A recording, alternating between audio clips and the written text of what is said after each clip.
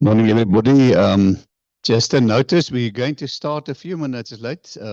There's apparently a lot of congestion on highways, just to get everybody an opportunity to get to the venue. So give us just another 5 or 10 minutes and we will start. So in the meantime, do the networking and then enjoy the morning. Thank you very much.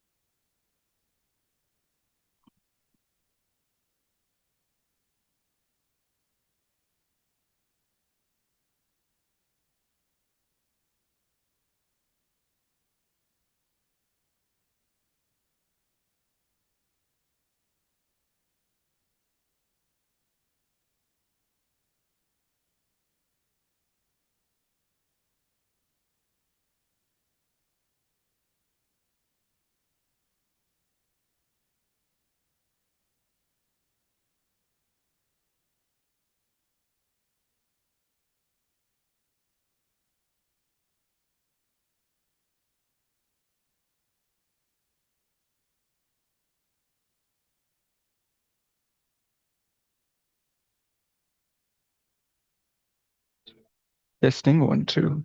It's good.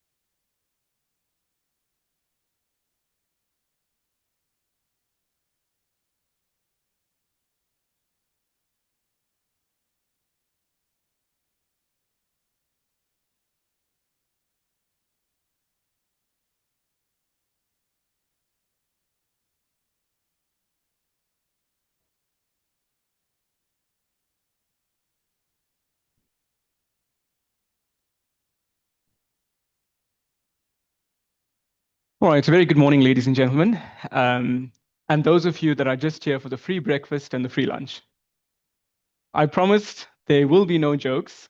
It's a very professional event, so we will do justice to maintain the decorum of the event. We ask, ladies and gents, for your attention as we welcome you officially to the Transport Forum 2026. Sorry, before we do that, may we ask that we rise as a formality, and I'm going to invite Mr. Harry van Heestien, the custodian and CEO of the Transport Forum, to play the national anthem as we begin our journey to establish reform in the logistics network for South Africa with a focus on today's theme, which is breaking the bottlenecks for efficiency, reform, and success. Who's your prize for a ride up front?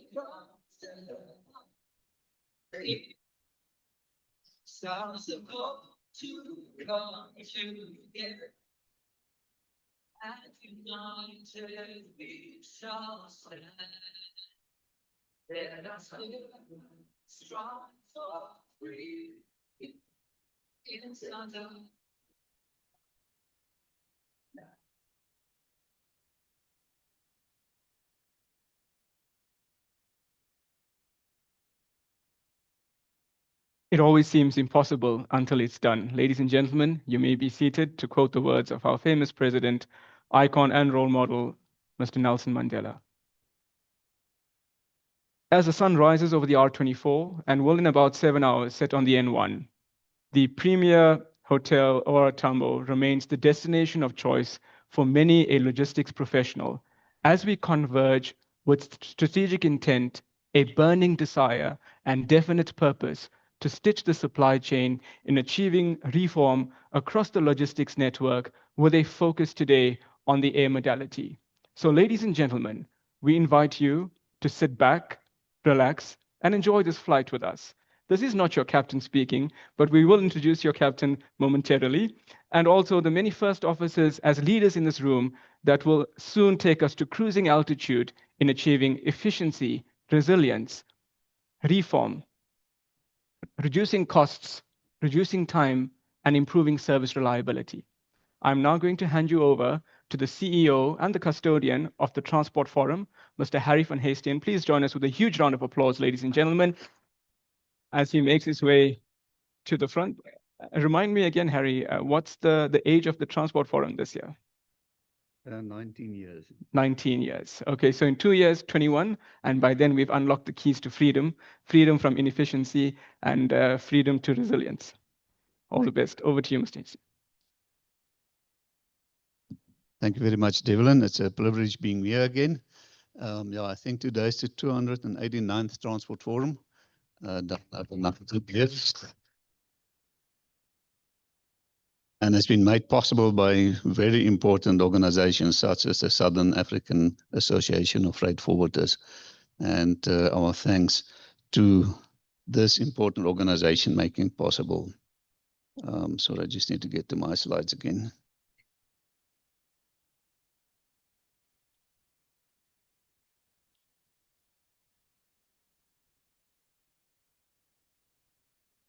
So the Transport Forum, just a quick recap.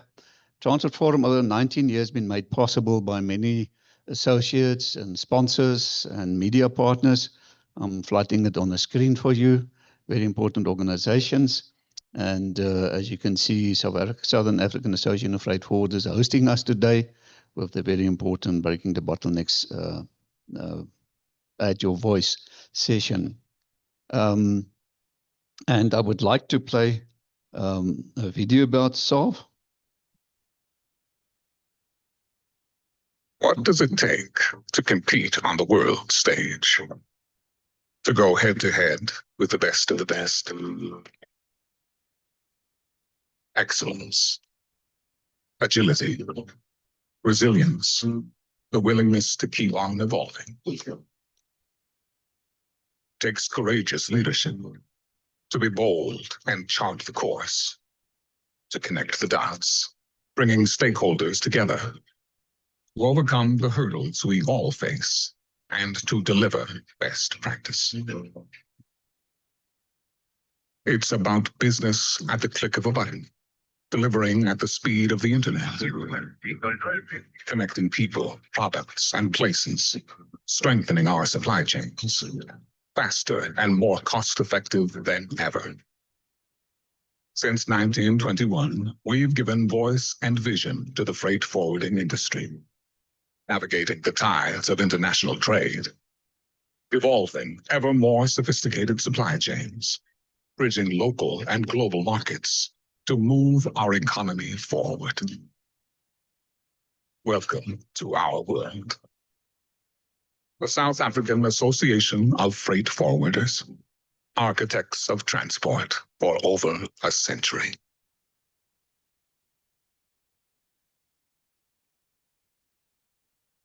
Let's give a big hand to SAAFF. So ladies and gents, obviously I'm not going through the program, breaking the bottlenecks. Our MC will kindly do it to us just now, with us just now.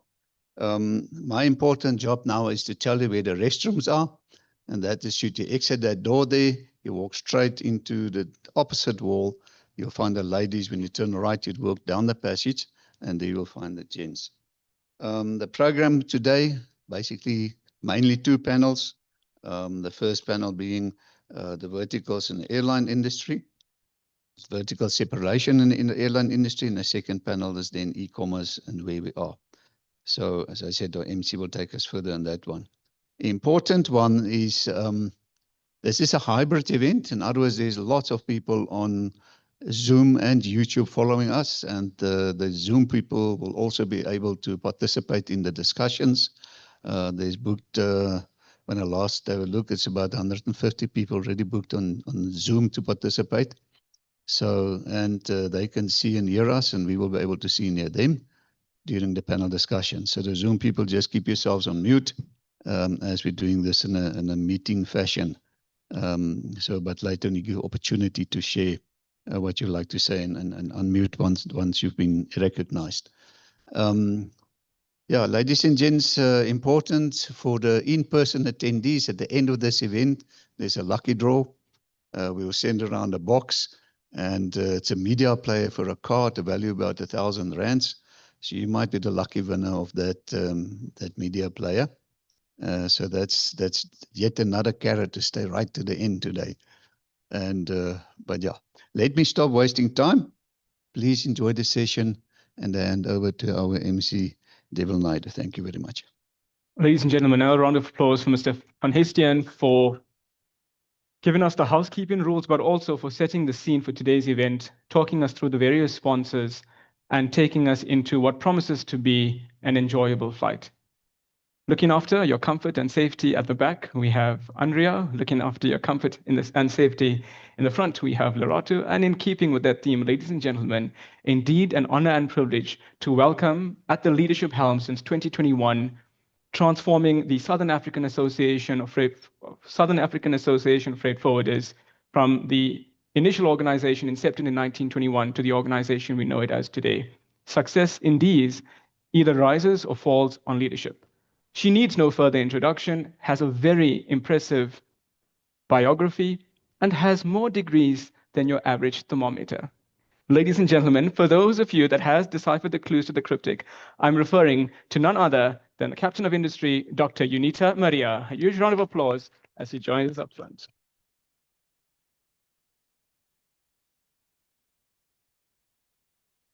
Evelyn, you must remember we're going back to the office. Colleagues, thank you. While Ari is getting our slides up, I was looking yesterday evening, and you probably know when we look at the supply chain, when I look in the room and probably people online, I think there's one thing that woven us together, and that is we are supply chain activists. And when I look around different sectors, and we discussed it yesterday in the BUSA meeting as well, our industry is where you find people with a different mindset. And it's not that we want to pride ourselves, but you find a mindset that we're constantly working in challenges and we need to find solutions. So I think more than any other sector, you find in us tremendous wealth of solutions and how we can stitch together. So I'm going to ask you one question, and that was a question that it was Scott Luton was asking. He's got 26 years experience in the logistics, let's say, global supply chain. So if you think of a theme of a movie genre, what would you classify it? If you have three characteristics, and that is the rise of AI, the workplace dynamic evolution that we find now, and climate change. Would you say it's a thriller? Would you say it's a creepy atmosphere? Would you say the workplace is a fantasy? What would you think? What can we call it? I've got a solution or what he said, but what would you say? Somebody from the audience? What would you say is a movie genre? Drama. Drama. Drama. Drama. Okay. Something else? Okay, Lida, help you. The big reset. He said his idea is that we're going back to where strategic thinking is important, and we need to bring back the element, let's say the futuristic element into the now. And then his idea was we're going to combine it with Star Wars and a comedy, because we must never underestimate we're working with people in the supply chain. And that's the element of human. And I thought it was actually quite nice to put it like we bring the future into the now, but we always will do it with comedy in our hearts because we work with people. Nothing more than that, we enjoy it. So I'm asked to set the scene. So I'm just going to take you for 4 slides just to show you how is the landscape currently unfolding. And I think then it will be very good to go to the panelists of Alvin that's going to talk to the vertical separation, and then with Devlin on the e-commerce. So this is a complex model, and I think some of the people in the room and online know this very well. But what is it does, it tells you what is the input, the output, and how does it work together, and how does it touch the different elements of the economy. And when we just look at the landside economy or the landside transport, together with all the value adding, it's actually contributing 10% of the GDP. Now, in our world, it's massive. Then you go to what is the relates into volumes. And I don't think we always understand the volume in how we handle it, because it's approximately 11,000 TUs on a daily basis. The iron ore and the coal, they separately, but they're around 140,000 tons that they move on a daily basis. And we know now for the year, there's a debate, is Transnet going to make 170 million tons, or are they going to make 180? And the economist is saying that you need to move 250 million tons on the rail network, then we will have real growth. And then you look at the air modality, that's about, and I think Nelson can help me with FedEx, it's much more in line, and we get the statistics from OCOC on a daily basis. So it's 471,000 kilograms that they move on a daily basis. And then if you equate it back to the value, you can see it's $575,000, and our major trading partner is China. And we will see what happened with the new deal that the government have signed up. We don't have yet the details. I think as I said, we indicated yesterday, we had a meeting with BUSA, and they're busy unpacking what is the details, but we haven't seen the detailed agreement yet. Now, this slide is very important because we tend to forget it. is that we have different modalities, and the modalities compete or complement each other in load, speed, and distance. And the moment that you're busy distorting these nice balance, we don't have a growing economy. And I don't want to talk too much about it because the two panelists will unpack it. But you can see what happened to the rail modality. The moment the rail modality shrink, it all goes to the road. And you can see now what's happening in our rural towns and our road infrastructure. It cannot carry the load. Then this is the dream. So you probably think, well, you need that 8 blocks. How do we come to the dream? But I want to tell you, I think when we look from the outside in and we stand back, we definitely can complement the DOT department in one. They are busy crafting a different policy space for us to operate in. Yes, we can criticize because I don't think it's quick enough, but at least we can say there's good progress and they're busy doing that. 2, we want to make sure that the freight villages operate. And it was for us very encouraging when the Minister under DOT, Minister Barbara Krisi, issued with the people the RFI process, because it took very much to the iron ore line, the coal line, the manganese, and then the container sector. And we can see the RFI that they pushed out last year, November, had a lot of insights in the document. Then we go to track the SEZs. I think we all from the supply chain activists were saying that we don't dovetail our development to the logistics corridor. And what's exciting to notice now on the N4 corridor that they're busy building now that they say truck stops, although we don't want stops, we just want a fluid ratio in the supply chain. And we also can see TLG that have now, that I think it's been improved by the parliament in Mozambique, that they will do the rehabilitation of the KM4 site. And hopefully in 18 months' time, it's going to be a top of the notch facility for the cargo to flow through. Because on our slides, you will see that on that corridor, there's about 1,800 trucks that moves on a daily basis through that. Then when we look at the freight corridors, there was under the NLCC, there was a visioning report that was coming out to say, how do we need to do corridor management and what should be done on a corridor to make sure that we don't have waste and friction.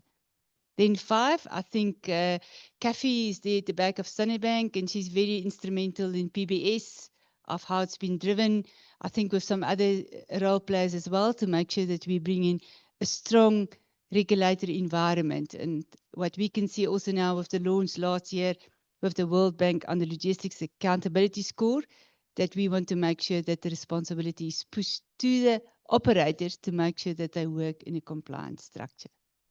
Then the last mile, I will leave for Gary because he's much more clever than me in that space. But I think they also have regulations and what they want to do on the last mile. Then the logistics survey, I think last year we could see the development of the CSIR to introduce the logistics observatory. And what that's going to mean, they're going to make sure that all the data is being collected and consolidated, clean, that we get one version of the truth. And the last one, probably 8, I think that's an exciting one, is that we can get rail operators on the network and to complement Transnet to make more volumes on the rail network. And I think that's very exciting to see how that monopolistic landscape was being segmented, fragmented, and now it's going to work together in a cohesive approach. I think we want to follow that very closely and make sure that these 8 building blocks help us to build a dream. And it's not a dream that's a pie in the sky. That's why I'm taking you back to the practical things. But it requires from us, and that's why I come back to the movie theme, to make sure that we real supply chain activists and we talk and we make sure that the policymakers understand what do we need in the logistics network. Thank you. And I'm looking forward to a very nice, enjoyable afternoon or morning. Thank you. Excellent. Thank you very much. Thank you very much, Unita, for a brilliant introduction. I think I just want to chat on or touch on a few of the points. You mentioned supply chain activist, and I think that's something that resonates with each and or should resonate with each and every one of us in the room, is that we're here for a purpose. What is it that keeps us up at night? And what is the reason that we wake up in the morning? If we don't have an efficient logistics network, we do not ensure that the cargo moves through the supply chain in a manner that supports the growth of the South African economy. Unita, you mentioned 10% to 170 billion in terms of the GDP. I'm just trying to access the chat GPT inside here. And you also spoke of the consequential impact of intermodal dependence. And one cannot underestimate the important role that the air modality plays for specific light industries, just-in-time cargo. And that's why we're here today. To Unita's point, we're not here to talk, we're here to mobilize action. So Mr. Texera, as a member of SAAFF, I'm sure you are filled with pride in your heart to be a part of this journey where you can add contributions and work alongside the leadership as a fellow leader in the supply chain space to make it a better reality for your consumers and for the country. So a very warm welcome once more to each of our valued SAAFF members, those of you that are joining us online, across the country, across the continent, and across the globe. We will now have our first panel, ladies and gentlemen, that is going to be moderated by a man who also needs no further introduction. Bios are available online, so I'm going to call him up now, Mr. Alvin Harris. He is the president of the Chartered Institute of Transport and Logistics, South Africa. Mr. Harris, I invite you to also introduce your, hang on, I think I've skipped an item. Okay. Ladies and gentlemen, we will have the keynote address by a man who needs no introduction. He is an academic. He is a visionary. He served as the Director General for the Department of Tourism. And I've had the opportunity and privilege of conversing with him this morning. And my only regret is that we had more time to be acquainted. So he is going to delight you with a lot of insights, and he has a solution that will revolutionize the supply chain of our country, where he's looking to you for your participation. Ladies and gentlemen, for those of you that don't have the program in front of you and have not deciphered the clues to the cryptic, I'm talking about none other than Dr. Kingsley Makubela. Ladies and gentlemen, a huge round of applause as he makes his way to the front to address us this morning. Dr. Makubela, we are honored. Thank you so much. Thank you. Good morning. I prefer to be called Kingsley. That's my name. I don't have, I don't know if I should move this here. I don't have a PowerPoint. I have the notes that I prepared that I really hope to share with. Thank you very much. And thanks very much for the introduction. And please do call me Kingsley. There are three issues that I would like to share with you around the geopolitical dynamics that are really framing our today's world, and they influence everything that we do on a daily basis. I only have one recommendation to make right towards the end, but I'd like really to thank you, Harry, for the kind invitation to come and share the views with your distinguished audience here. The global political governance is based on state systems.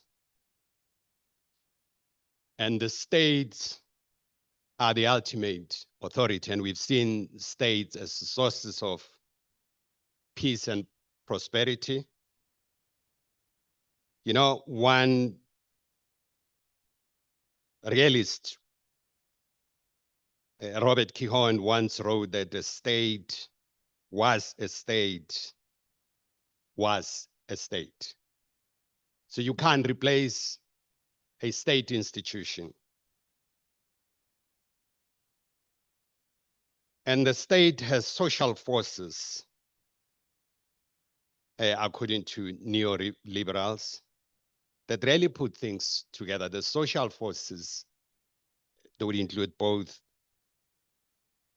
the government institution, the civil society, And with time, you're starting to see a lot of involvement of civil society in the management of the state system. But the principal actor in the state system remains the government, because the state is an anarchic institution. And that's why there's no higher authority beyond the state. That's why you hear a lot of people speaking about sovereignty. But the state has three monopolies that it exercises over all of us. And these three monopolies are, of course, one of it is to levy taxes on us. Only the state can levy taxes.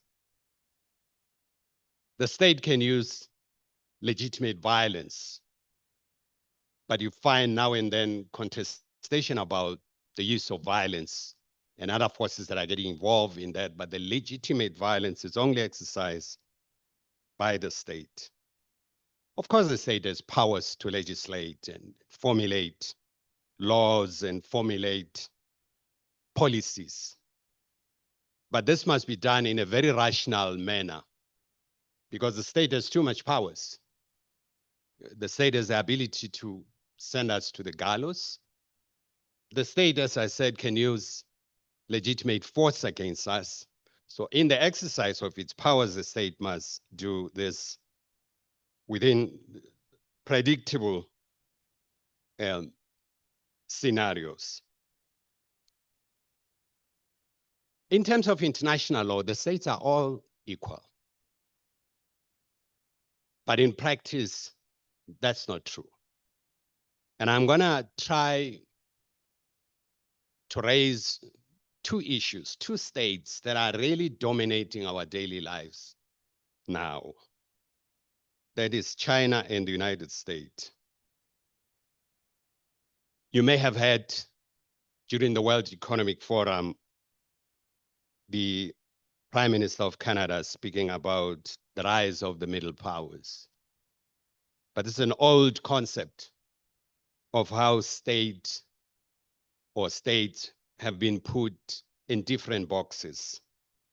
And this was done in the 16th century, actually. That's as old as it is, by Giovanni Botero, an Italian political thinker, who speaks about the great power, the middle power, and the small powers. The middle powers, it's a area currently. You had Mark Carney speaking about this rise of middle power. Very interesting that for the very first time, you find a member of the G7 advocating and speaking about the middle power. And I'm gonna raise this states because this is where the stakes are high in determining our own future. There's a big discussion about multipolarity. And traditionally, the sources of power have been military strength and the size of the economy. And I believe this is changing. That you can't define the source of power in terms of military and the economy. And I would right at the end try to explore two issues that are really starting to demystify sources of power. And the question will be, where do we stand as South Africa in terms of the sources of power that are emerging in this multipolar world? Within the academia, I can tell you there's a big confusion about what are the sources of power. You listen to a lot of people who are talking about multipolarity, you ask them, what are the sources of power in this multipolar world? It's still an issue that is really highly contested, and I think there's a lot of research that is going on in that respect. But I just want to profile these two countries that I told you earlier about. I mean, if you look at the GDP of China, as of last year, it's estimated to be $20.65 trillion. But China has the highest PVP of 37.1 trillion. And the annual growth of China is about 5%. But China's debt, it stands at 18.65 trillion. And I'll come back to some data that is there with respect to debt. And the United States GDP is estimated to be about 31.82 trillion US dollars, much smaller PBP of 27.29 trillion. And the annual growth of the United States is about 4.4%. But the US is a very big debt of 38 trillion. The Trump administration has added about 1.5 trillion into the US debt.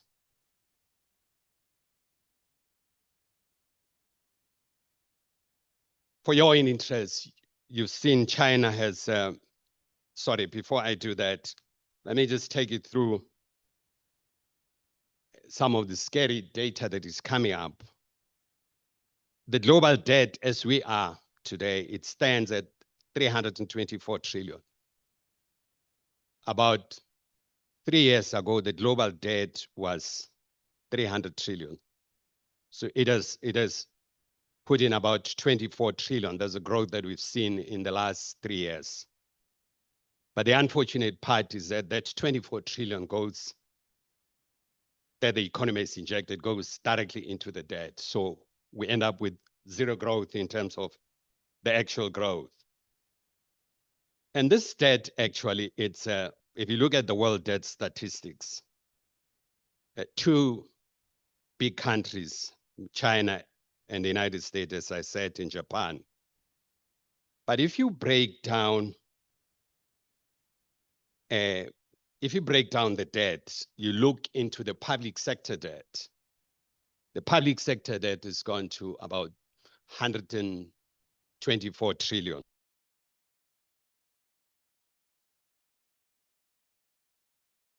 Governments are borrowing across.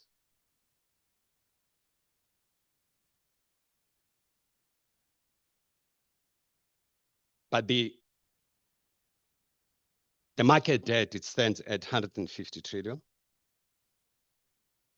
And it's also divided amongst big players, usual suspect. The United States carries about 58.8 trillion. This is the market debt that the US has. China, 26.1 trillion. But most of the Chinese debt, it's borrowing internally. The biggest concern that everyone is having, it's about the US Treasury bond and who holds huge US debt. China has about 820 billion. And later on, we'll look at the leverage that China uses in terms of the US bond. In the last 3 days, Japan is threatening to sell some of the treasury bonds. Japan holds about 1.1 trillion. The US is, China is about 820 billion. What would happen if tomorrow they decide to dump this? Xi Jinping in the last week has issued out directives to the bank to minimize their dollar exposure. And that is likely to create some challenges as we move forward.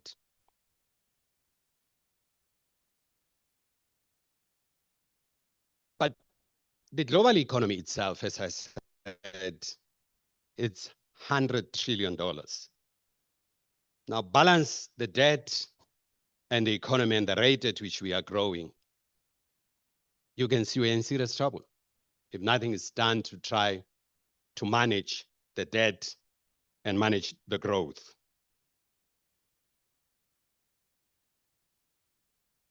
I want to come back to the issue that is bothering all of us every night, the Battle of the Sea Route. The conflict in the Middle East has created challenges for the movement of goods and services around the world. In the last few years, we've seen turbulence in the Middle East. The Red Sea remains one of the most important routes for oil, fuel shipment around the world. And access to the Red Sea from the Indian Ocean side is done through the Strait of Bab el-Mandab, sometimes referred as the Gate of Tears, that gives you the access into the Red Sea. And a very big dominant party it's having a stranglehold around this. The Ansar Allah, sometimes referred as the Houthi groups. They have a switch to access to the Red Sea through the Strait of Bab el-Mandab. But what is scary is to look at the movement of ships around that part of the world. Last year, about 17,000 ships passed through the Bab el-Mandab, representing about 10% of the global shipping business. It is a gateway to the Suez Canal.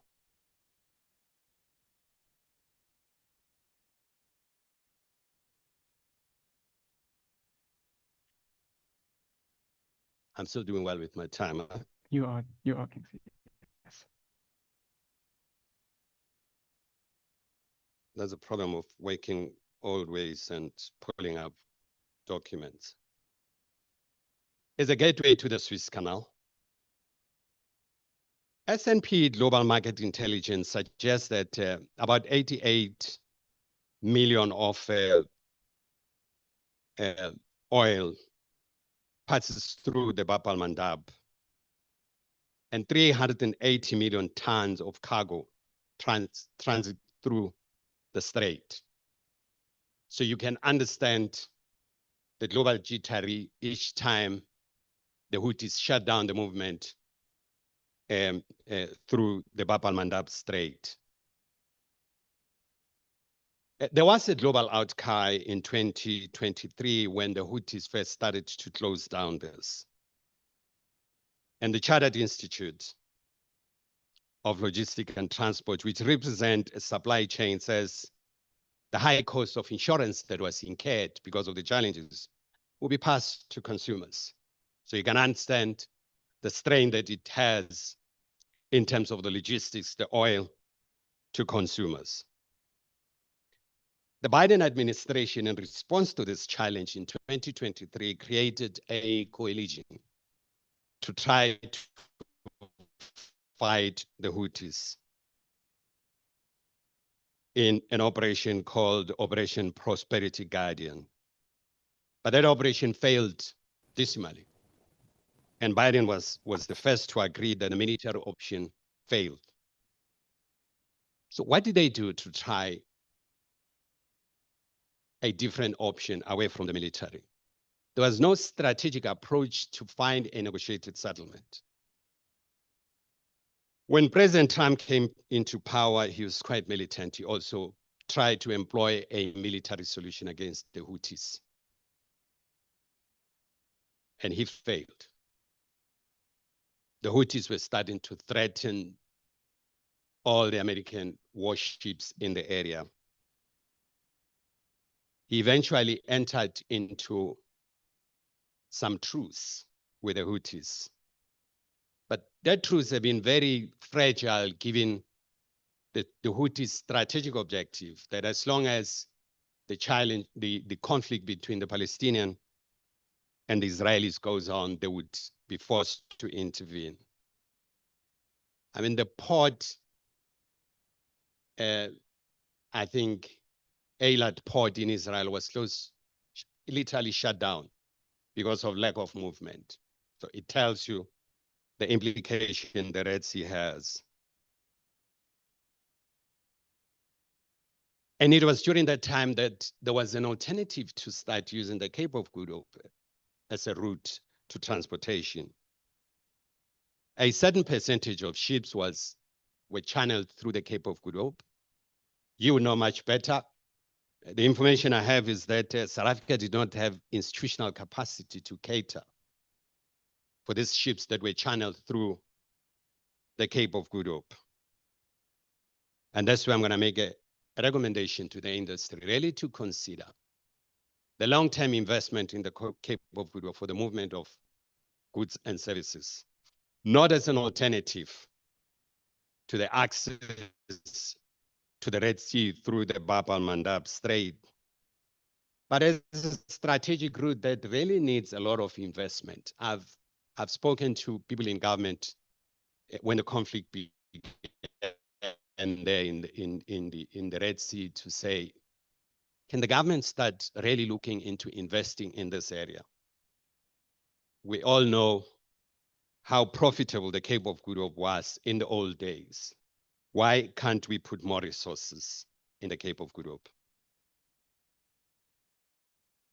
But the Cape of Good Hope, it's next to the Simonstown Naval Air Base. You know, a few years ago, there was a hula baloo in this country about Lady R having docked at Simonstown, carrying military equipment. And I don't think so. I don't think they were carrying military equipment. I think big powers have identified the Cape of Good Hope and the naval base of Simonstown as very strategic for geopolitical reasons. And I think there's pressure, even though our government is not admitting this pressure from big powers such as China, the Russian Federation, and the Americans to get access particularly to the Simonstown Naval Base. When the Americans spoke about Lady R carrying weapons, I think it was to accentuate a discussion around the strategic importance of Simonstown.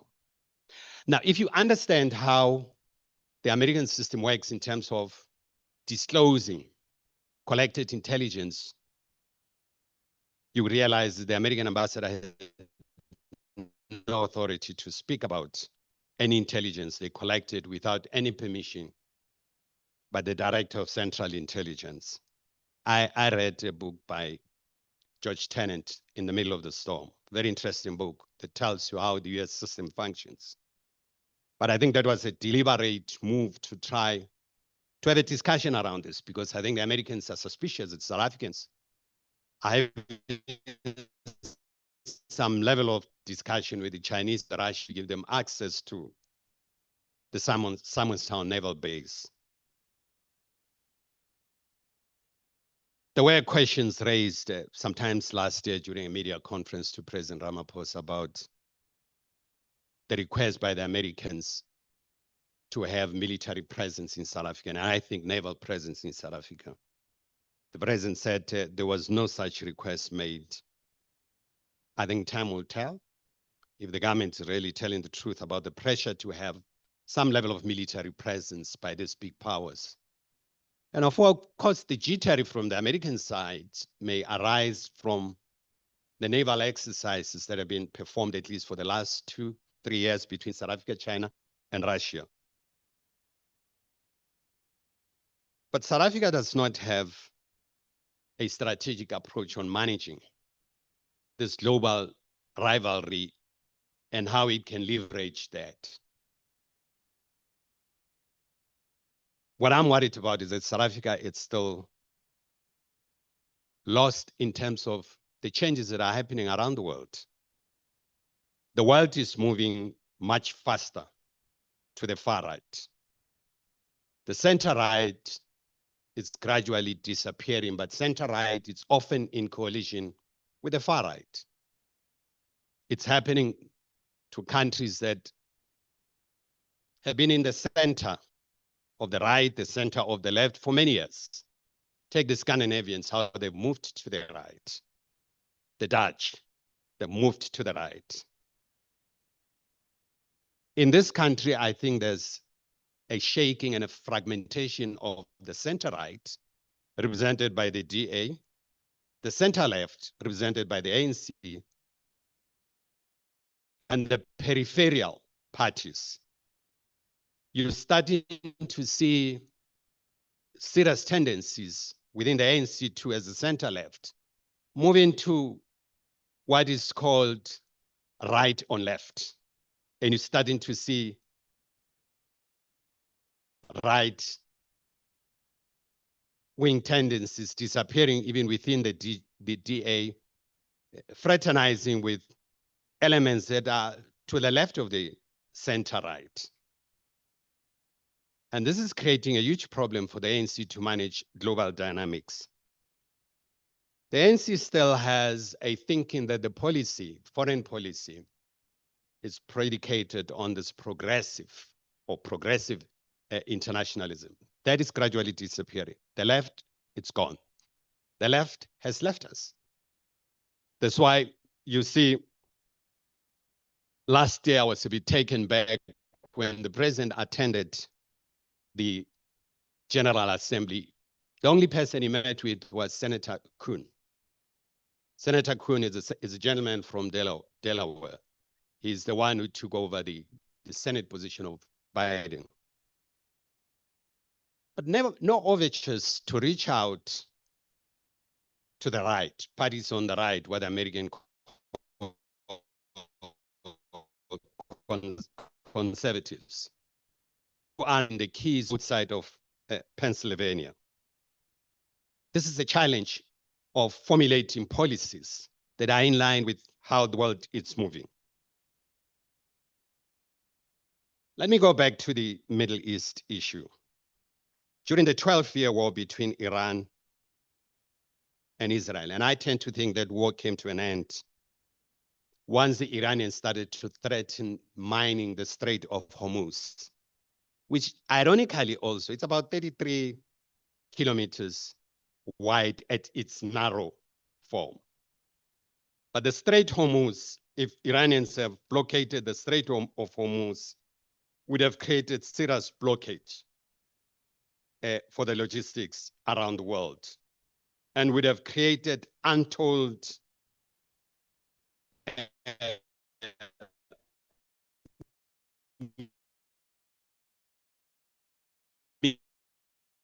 miseries. And I want to look at what it possesses. The Strait of Hormuz, it transports about 20% of the global oil moves through the Strait of Hormuz. And about 30%, 20% of gas also moves through that. And the Iranians have a stranglehold on the Strait of Hormuz, as I'm saying. So if you shut down the Strait of Hormuz, you shut down Bab al-Mandab. So you choke. The global economy would virtually collapse. Remember, I said there's 20% that goes through Bab al-Mandab. There's another 20% that goes through the Strait of Hormuz. So what would happen to all of us? There are people who are projecting that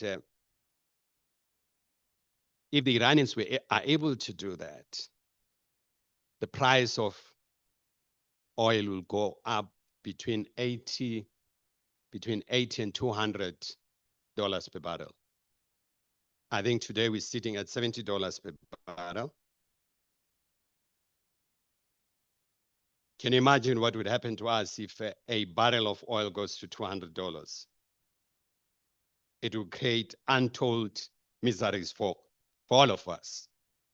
But not only for all of us, even for big logistics companies. I mean, if you look at China, their export last year, it stands at about $3.7 trillion, followed by the US at 3.2 trillion.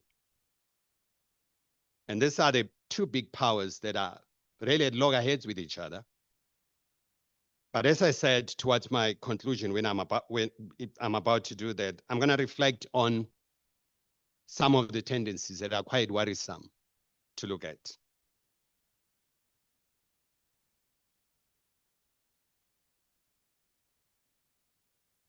The United States consumption of oil, which drives everyone all time. Okay, I'm finishing. The United States consumes about 19.7 million of barrels per day, but it produces 12 million barrels. So there's a deficit they have to make up. China consumes about 15 million barrels per day. but it produces only 4.1 million barrels. So that's where the challenge is. Let me come to the conclusion around how these issues are impacting on the definition of new sources of power as I close.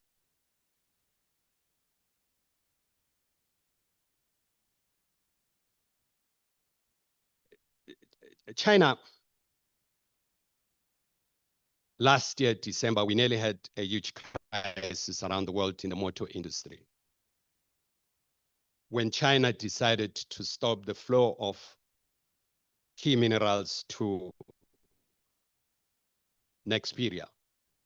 What happened with Nexperia, the Dutch government decided to nationalize Nexperia, which is owned by a Chinese company.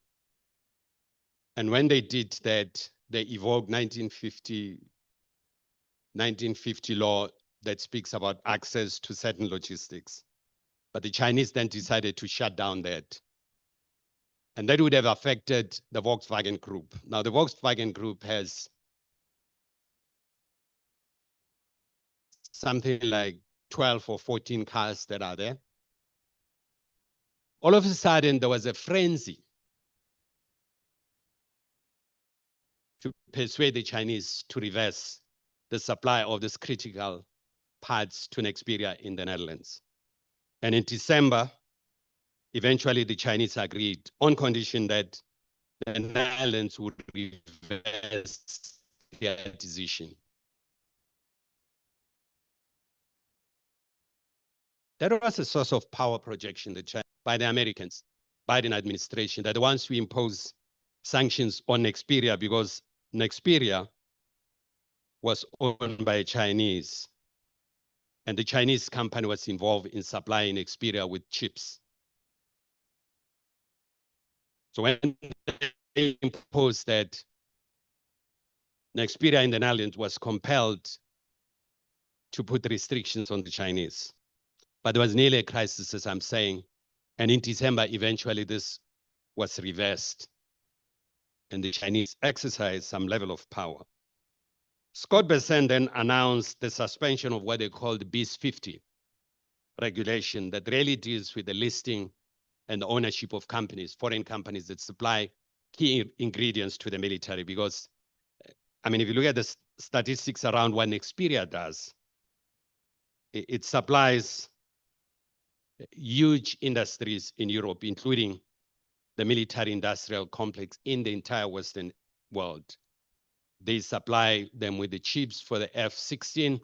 That's when the Biden administration came up with a sanction on Nexperia, revoking the national security concern. But that was an exercise of power, new power in terms of resources. The Chinese control a large percentage of rare earths. Now, rare earths, there are about 16 of them, 17 around the world. But China controls about 74%, and they refine about 80% of rare earths. These rare earths are needed most in the military. Last year, China imposed sanctions on the US military industrial complex, raising the question of national security. Checkmate for the US.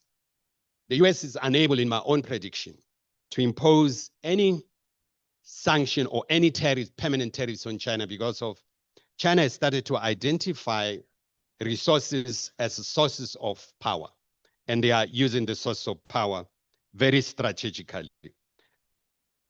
South Africa has 3 critical minerals, not rare earths so far. This is platinum, chrome, and manganese. South Africa has 70% of the global platinum, 44% of global chrome, and 37% of manganese. The United States buys 80% of its platinum needs from South Africa. The question is that should South Africa use that as a source of power in its bargaining with the United States? As new sources of power starting to emerge within this multipolar world, It's something that we need to interrogate as we move forward, and how sensitive will this impact in terms of the logistics system around the world? I wish we had more time. Some of the issues are a food for thought for some other days. But the definition of source of power, it's an issue that continues to be very elusive. And different countries are identifying the sources as we move forward. Thank you very much. Ladies and gentlemen, a massive round of applause for Dr. Makubela. I know you prefer to be called Kingsley. However, Doc, I think it would be an injustice because the amount of research and empirical data in which your presentation was grounded in is indeed phenomenal, especially when you covered the issues of multipolarity, the shift in geopolitical patterns around the world, where you referenced where South Africa is and where we need to move to, and also leverage sources of power. Quite strategically, you mentioned platinum to have leverage over the US. What we conclude from your presentation, you mentioned 370 trillion in the world debt, and you also spoke to 17,000, which is 10%. So by extrapolation, 170,000 vessels a year. There's a direct link between an efficient logistics network and GDP. And so on that note, ladies and gentlemen, another round of applause for that brilliant presentation that has really opened up our minds and eyes. And we do have more time during networking where we can pick your brain even further and indulge on the next steps of how we mobilize into action. On that note, ladies and gentlemen, you will also hear Dr. Kingsley momentarily as he joins the first panel led by Mr. Alvin Harris, fellow panelists Dr. Kingsley Makubela, Dr. Joachim Vermeulen, and Mr. Niri Maharaj. Please join us up front. A massive round of applause, ladies and gentlemen, for our panel. As they make their way up, as I often do, does anyone have a sealed bottle on their table? So a bottle that is closed and like secured? And maybe Commander Sintumule, if I can indulge you, you've got your bottle that's not been touched, right? Yeah, I want you to flip it over. Yeah. So if I can use the analogy to a sealed bottle, what happens? There's no flow, there's no fluidity, there's no movement. Somebody that has an open bottle, that's literally the literal of breaking the bottlenecks, and it exists across all four layers: the regulatory, the logistics, the transaction, and the entity. So when we leave here today, we would have definitely broken some bottlenecks. All right, Mr. Harris, there we go, over to you. Thank you, Devlin. Thank you, Harry. Good morning, everybody. Thank you for being here in person to our attendees. Thank you for all of those online, wherever you might find yourself to be. It's lovely to be here. Normally, I'm very much focused on rail and road issues generally as part of the logistics system. It's not often that I'm on a panel discussing aviation issues. So it's quite a pleasure. I'm revisiting an old passion of mine. I must say, full disclosure, Dr. Vermeulen was actually one of my lecturers when I studied transport management and did aviation and airline economics a few years ago. We won't say how many. So it's a pleasure for me. Thank you to be associated again with Dr. Vermeulen. I met Dr. Makubela as well in the lead up to this, and wonderful to have made his acquaintance and had a chat about this. It's very interesting, the discussions that UNITA has opened us up with, as well as the geopolitical and global economic trends that was setting the scene for us by Dr. Makubela, by Kingsley, so this morning. So in this session, I think we're going to now go from the overviews to get more on the ground insights into what is happening in the aviation industry, specifically, obviously, the air freight market. What has been some of the major growth opportunities and where are we improving on? What still remains largely the challenges? I think we're dealing with the theme of bottlenecks in the system, breaking through the bottlenecks and fixing the logistics system. As I said, again, generally, the discussion revolves around road, rail, and port issues. Pipelines doesn't tend to get discussed too often, except in selected environments. And so does aviation, kind of, you know, in the air freight space. Obviously, passenger aviation is a different animal altogether.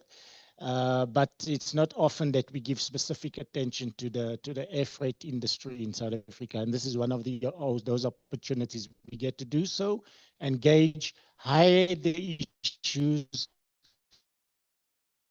and then make some determination where to from here, and how do we re-engage government, how do we engage amongst ourselves as the business sector, as other stakeholders in the environment, and how do we keep focusing on the priority areas for us to improve on, so that we can have the air freight sector playing its rightful role in the movement of goods in and out of the country. So we're going to deal with vertical separation issues in this panel. I think obviously there's the vertical separation in terms of air traffic management, horizontal and vertical separation of aircraft for safe flying around the airspaces. Dr. Vermooten, I think, will share in his presentation, talk through those issues. But there's also structural vertical integration, as we understand a little bit more from the rail reform process that we have recently embarked on in the country, where the infrastructure remains with Transnet Infrastructure Management, and the operations is being opened up and liberalized to bring in other operators. I think, again, over the years, in the early years, there was a lot more vertical integration in airport management, with almost every country having its national airline as the only airline or the dominant airline, linked very closely with its main airport hubs. The regulatory environments very focused on protecting the national airline and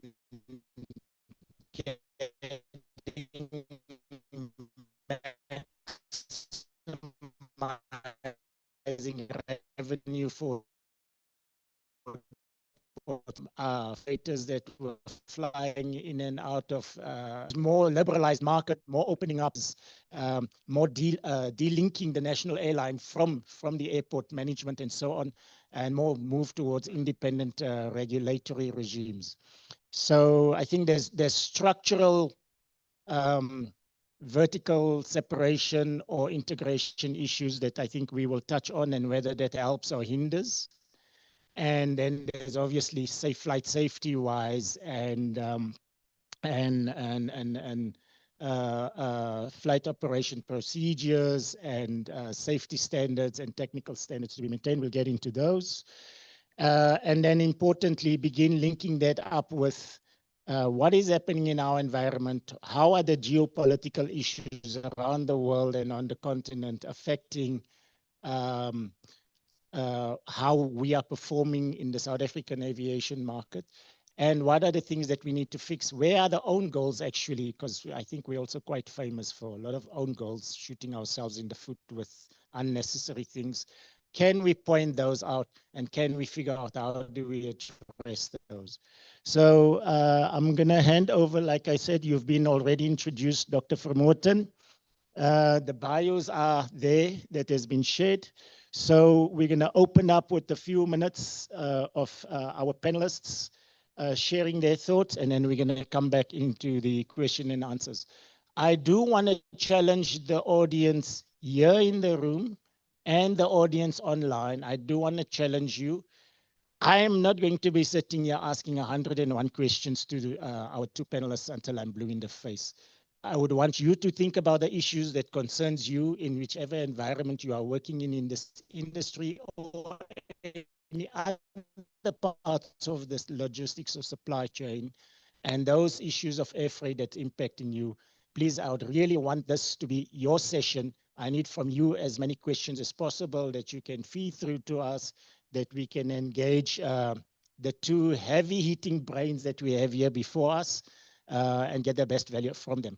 I also want to apologize for our third panel member who unfortunately could not be here today, Mr. Niri Maraj from DHL. Unfortunately, there's been a death in the family, and the funeral is happening this morning. He asked me to please apologize on his behalf. He also had put in some work in order to be sitting in that chair there and engaging with you.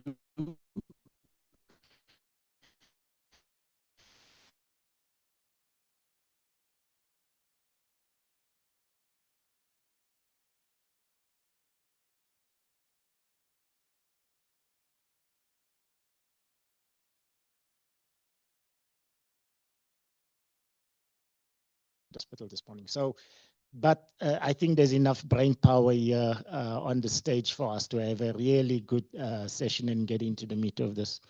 I don't know who, let us give Dr. Vermoorten opening chance, and then we'll get Dr. Makubela to gather his thoughts again around bringing the geopolitical overview down from the level of the whole global environment towards a little bit more the aviation environment. Mr. Harris, perhaps maybe if I can come in before Dr. Vermoorten, you take the mic, just a small request. We believe, to your point, that as logisticians, we know how to buy time and we know how to make up for lost time by readjusting and re-engineering processes. May I kindly request that for our panel, just being mindful of time, we are scheduled to end this panel at 10:40, which means we're squeezing in, if my math is correctly, which usually it is 19 minutes.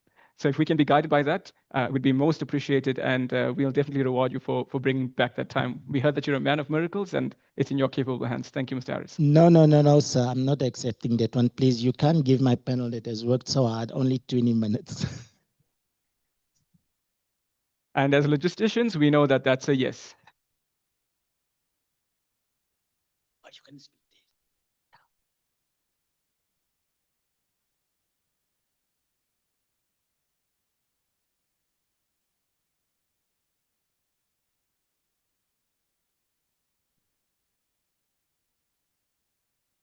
Good morning, ladies and gentlemen. I just want to see, there should be a presentation somewhere. Sorry. Magic. I'm certainly grateful for the additional time. It's, at first it looked like a speed dating program to me, but let's carry on. Right.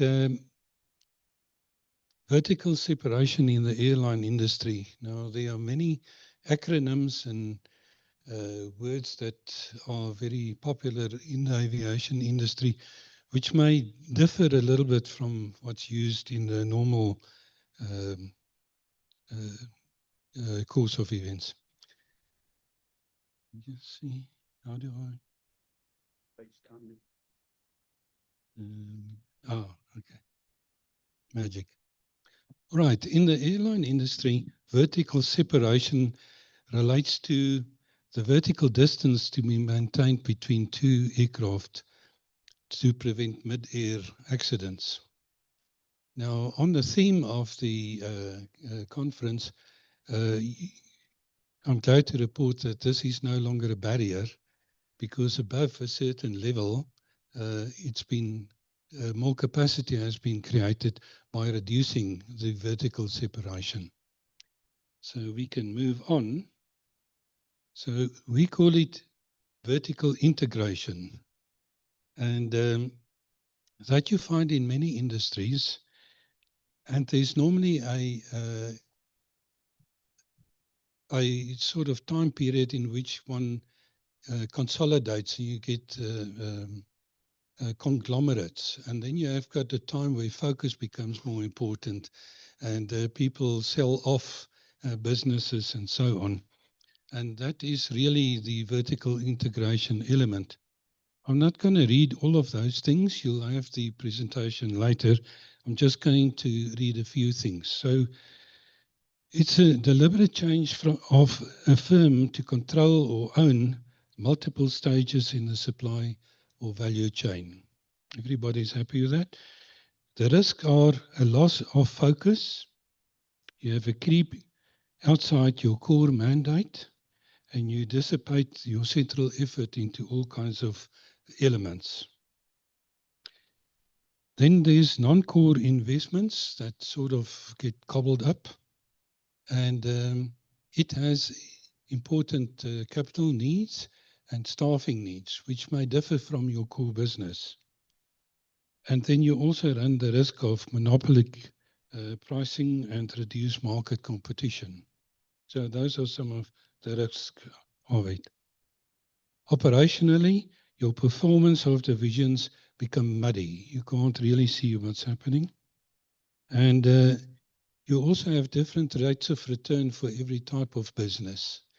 So you might think that you're getting a better return on a particular business, but if you look at the assets and effort that is actually deployed, it may be a different thing. Then suddenly the company gets into trouble, and then you've got the famous words restructuring, and that requires disposal of or the closure of non-core assets.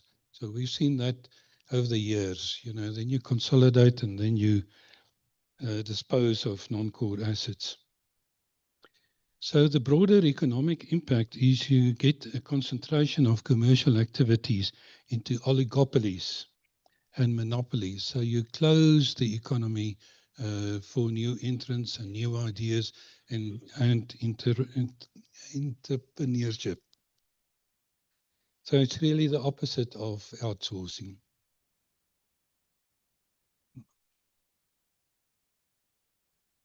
Now, there are many examples.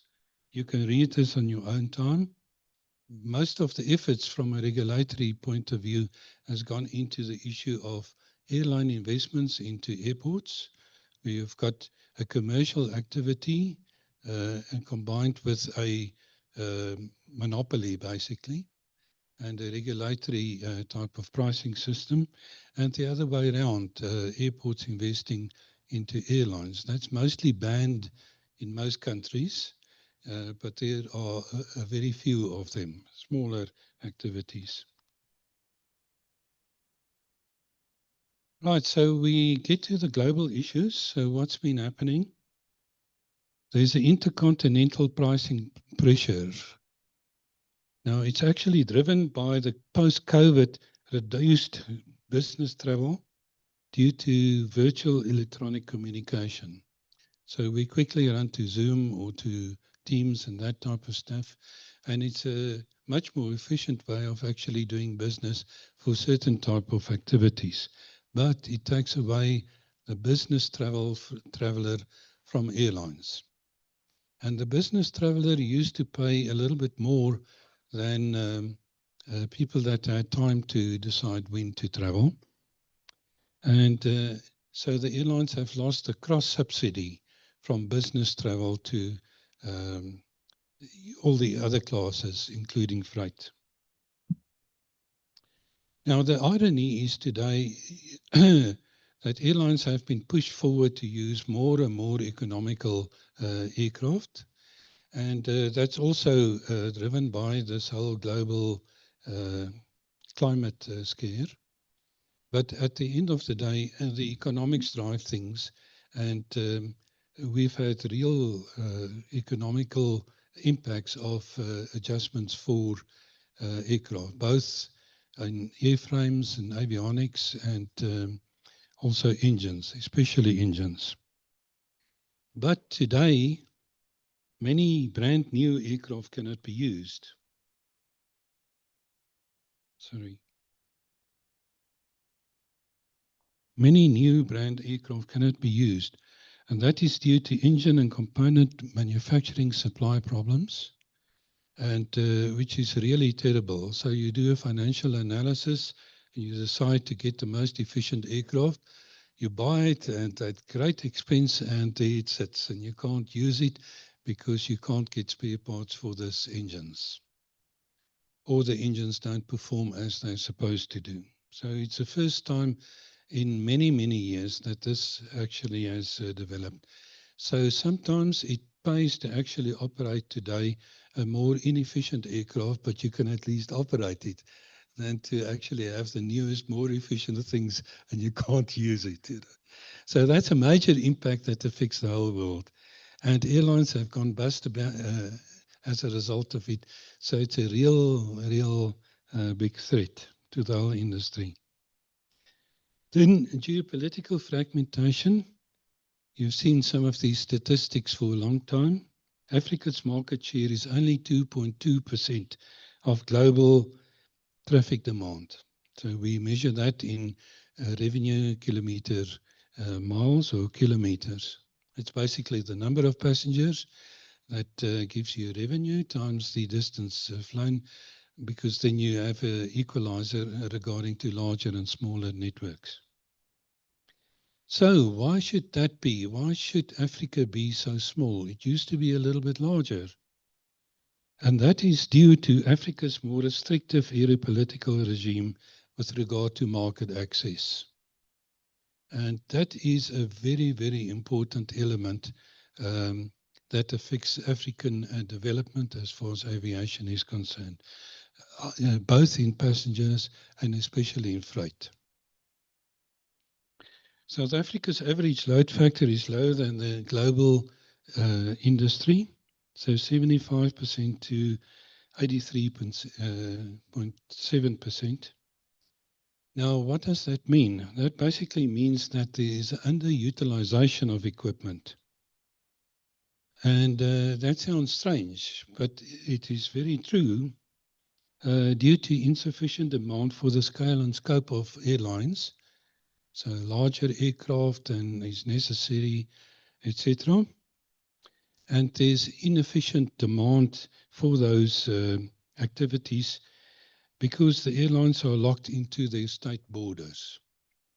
So you have a base in every type of transport business, but airlines are restricted to the country of registration.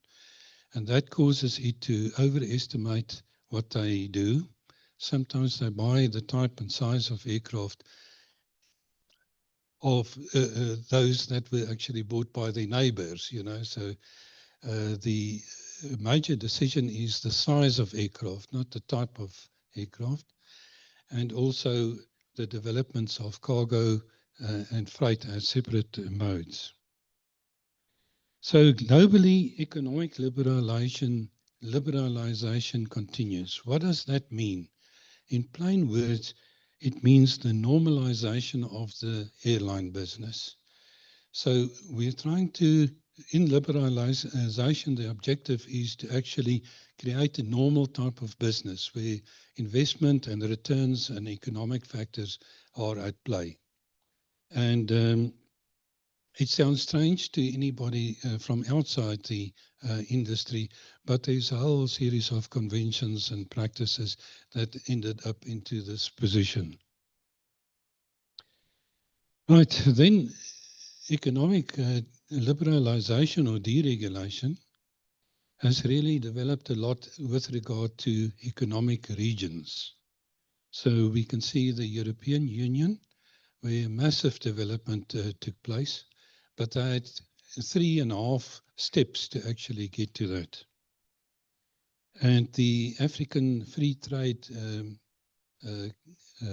continental area is another one.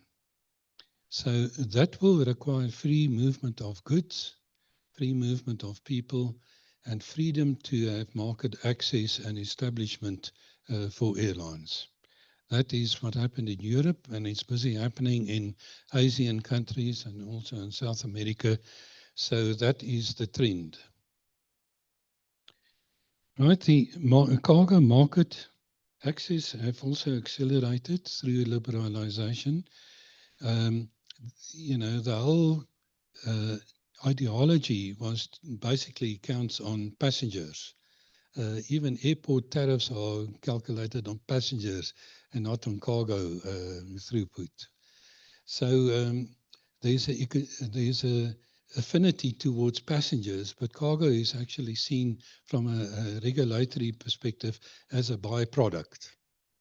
Now, from a pricing perspective, if you've got an aircraft that flies passengers and cargo, Obviously, you get subsidized freight tariffs, and full freighters have a role, but they have many difficulties relating to weight and also to the directionality of traffic. Right, the second, sorry, 3 pages. Right, then long-haul one-stop international flights, the so-called freedom operations, 6 freedom operations, are important generators to tourism. And also, you will see that happens with regard to most destinations where you've got intermediate landings. States have started to focus on airports connectivity instead of to protect specific airlines by throttling capacity. Then LLCs, low-cost carriers, have also been deployed on underserviced routes. They're not only limited to big markets, but they've moved into underserviced routes, but you need a significant level of liberalization. And then the uncertainty with regard to the agreements relating to carbon output, that's also under discussion. And I've got many views on that. So on the South African side, on pricing, we have the same issues for the business travel reasons as on international. We have seen a severe peak and non-peak differential pricing. There is a concentrated domestic air transport market, so we need some more competitors. And there's air transport and policy uncertainty. There are proposals at the moment to abandon the key policy principles of liberalization and to revert back to the 1950s to 1970s type of regulatory format in which you had preferential airline treatment. And that's already been abandoned many years internationally through ICAO, of which South Africa is a member, on the principle of non-discrimination of regulatory intervention on specific airlines. Right, then we have not progressed very far on the implementation of the Yamoussoukro decision of 1988. So there's all kinds of activities to try and push that forward, but that's really unbelievable. And then the African continental free trade area will require significant more liberalization issues. Right, AXA, it has major infrastructure upgrades. It has some vertical expansion into non-core activities, and you can think of what we said earlier. And the returns on non-aeronautical investments are lost to the company because it's deducted immediately from passenger costs in the permission process. Now, that's a technical story, but the essence is that's why AXA is actually showing lower returns than it should. And that implies, again, trouble with financing all these developments. The cargo midfield development, it's not only an infrastructural thing. We need really liberal market access rules to improve freight capacity. So you can't just build the buildings. You actually need to create an environment where they can actually be used. AT&S, it's the same problems that we've seen for many years, and it needs a new approach. And then the aviation authorities, they should look at harmonizing within Africa as happened in regional areas. Apologies for being over. Thank you, Dr. Vermooten.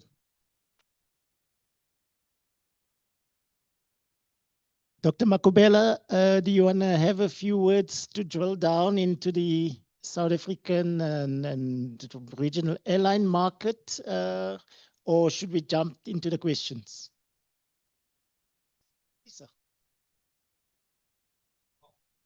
And I'm still with Devlin on managing time. So we'll take 10 minutes or so from our panel, and he'll also give up 10 minutes or so from his panel because he can't get the full hour and we get half an hour.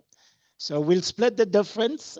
So please, 2 minutes, Doctor, and then we will go into some questions a little bit. Thank you. Thank you. Doctor, I should have started first and yield my time to you because I'm going to be very short.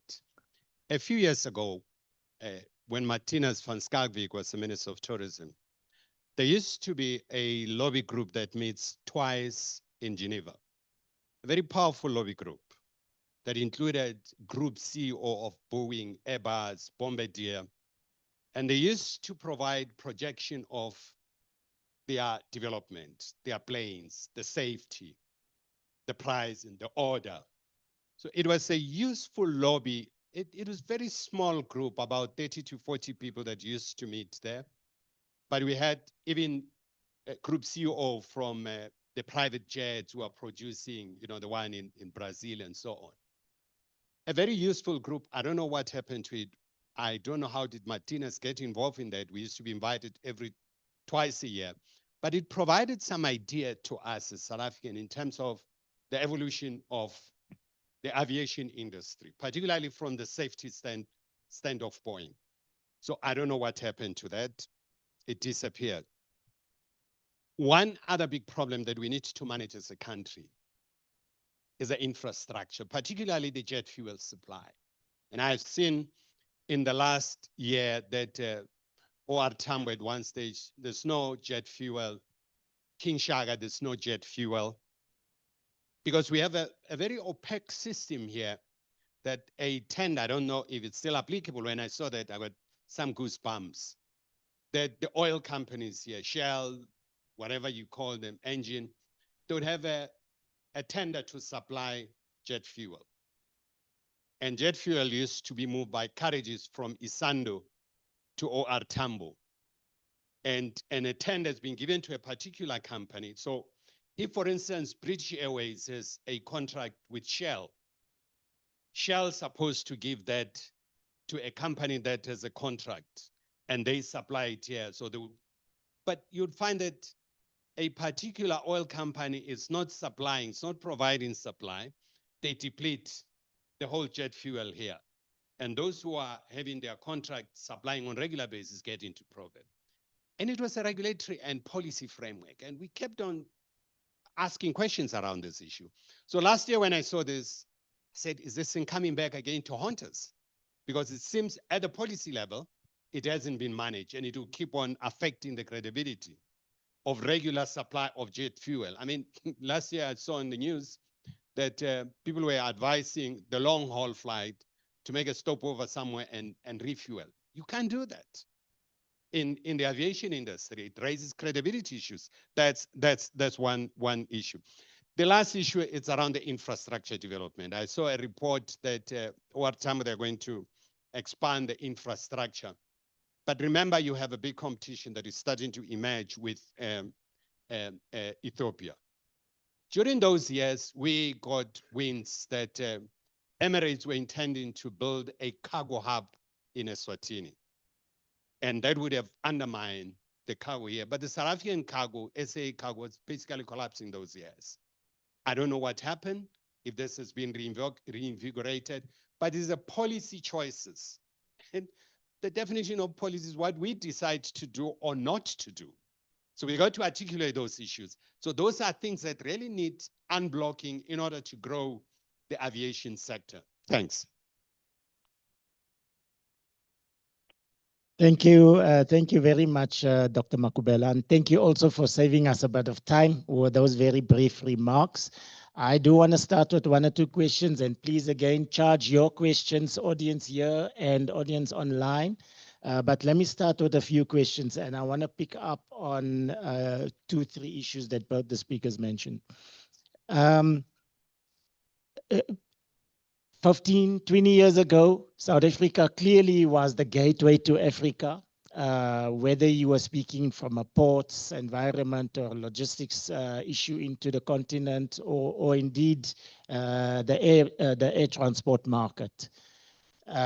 We've seen over the last 10 years specifically significant decline in our market share, and the rise of Ethiopia, Nairobi in Kenya, and Addis Ababa, Ethiopia, and also Egypt to some extent, really kind of taking our lunch and superseding us, I think, at this point.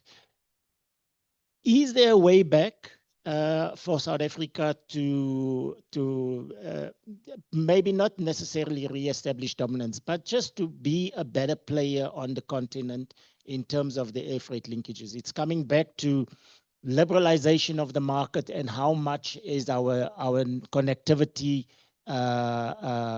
expanded. We've stayed pretty much flat for a decade or so. And then how do we deal with regional strategies where the policy choices we make within South Africa and as well as across the region and within the context of the African Continental Free Trade Area, how do we make those choices collectively as a SADC region or as a continent about how these hubs develop, where do the investment go? But within that, what is it that South Africa must do in terms of playing our better role to make the right contributions to the South African economy as well as to the regional and the continental economy? That's one. Number two, on the safety issues, the airline safety is one thing, but air traffic navigation services has been in a little bit of a tailspin for the last while, which was quite concerning. Are we doing enough? Are we doing it quickly enough for safe flight procedures to be reestablished? And because again, if you don't have that right, it's also hard to keep expanding your network and having more airline operators coming in and out if you are struggling to maintain safe skies for everybody. So on those two first, gentlemen, I don't know who want to go first. Okay, the centricity of South Africa as a gateway. I think there's a number of issues in this. Of course, geographically, some places are closer. But the way that you actually address it, you must offer a better deal. Your service offering has to be better in your source markets. So you can fix up everything here, but you really need to have your position in the source markets well developed, and that will give you volumes. So I think that is the core issue there. We've had a look at the region, basically, and fundamentally, we have a difficulty in that the region is dominated by foreign airlines. And that is a practical fact. So if we want to change that, we really have to do one thing, and that is to actually be dominant in the market. So you must have very good marketing people, and they have to sell like crazy, to be very practical. One can talk about all kinds of grand policies and so on, but you need to actually have the people to generate the business. And that's really my answer to that. Within Africa, SADC is very slow to adopt free market principles. It's been much more developed in the ECOWAS region and also East African region. But within the SADC region, we don't really have a lot of development. And the reason for that is the authorities here regard rights or the exchange of rights on a tit-for-tat basis. So you can't have that if we don't have this. And the tit-for-tat story, at the end of the day, nobody does anything. So at a point, you need to actually say, okay, what do we need? We want traffic volumes. So we want to stimulate the demand side of the business more. And the supply side becomes less important. And that also will trend, as I said a little bit earlier, relating to the issue of linkages. So in other words, access. Governments basically look at the issue of coverage. How many passengers move through the airports for reasons of connectivity and not for reasons of protecting a major state-owned airline. So the connectivity issue becomes a major political focus, and that's really either we, get on with that or not. Kingsley, you want to add something there? Very briefly. I think one thing that needs to be better managed in the country is the efficiency.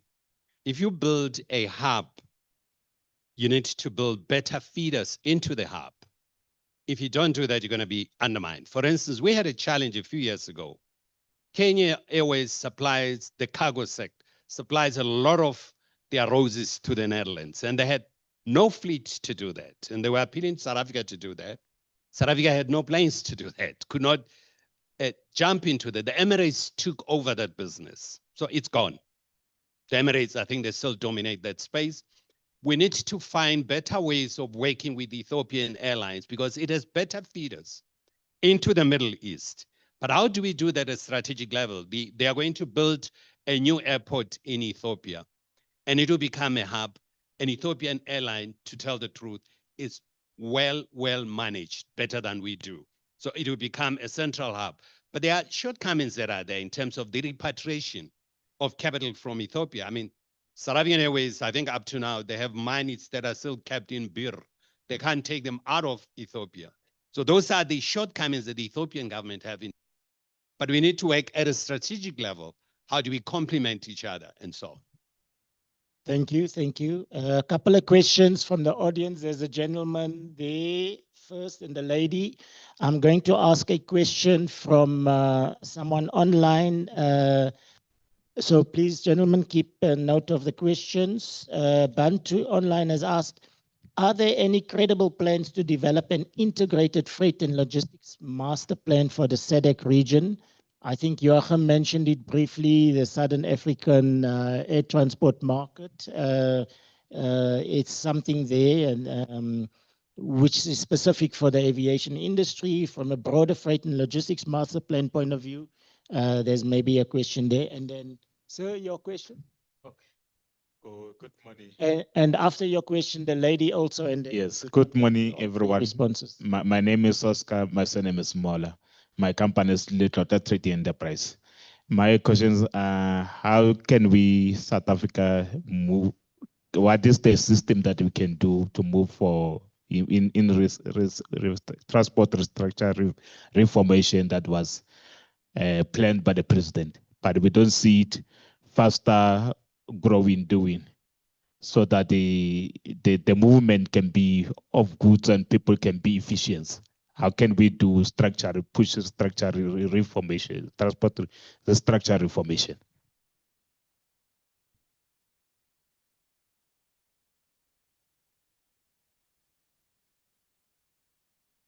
Thank you, Elise Kruger. I'm an independent economist.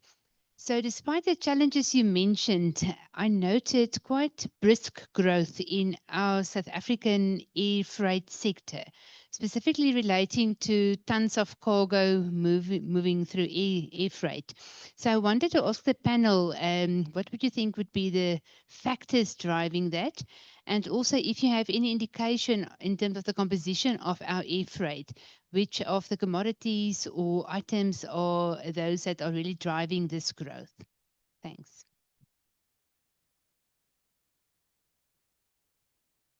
Thank you. Gentleman, who's going first? Joachim, go.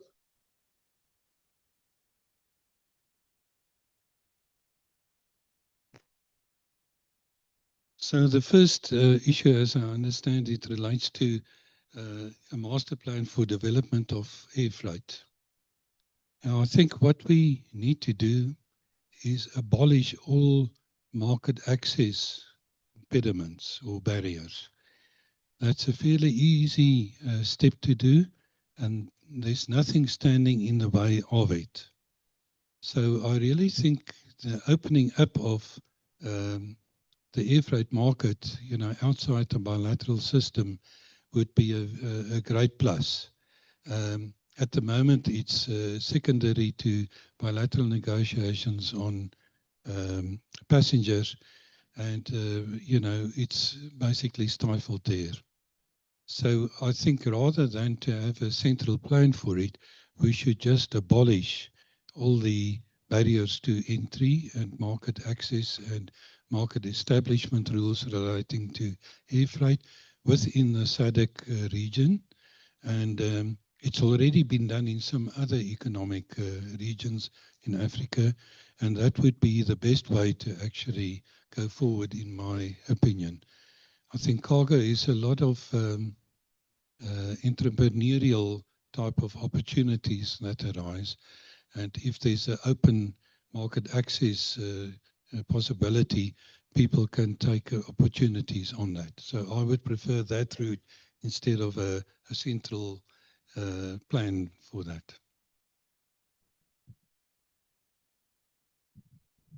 Just one issue. Do we really still need a national airline? Or we need to really look at opening up the market to everyone? That has been a big problem in the last few years, certainly when I was still in government. It was the fear that other airlines would take over from South African Airways space.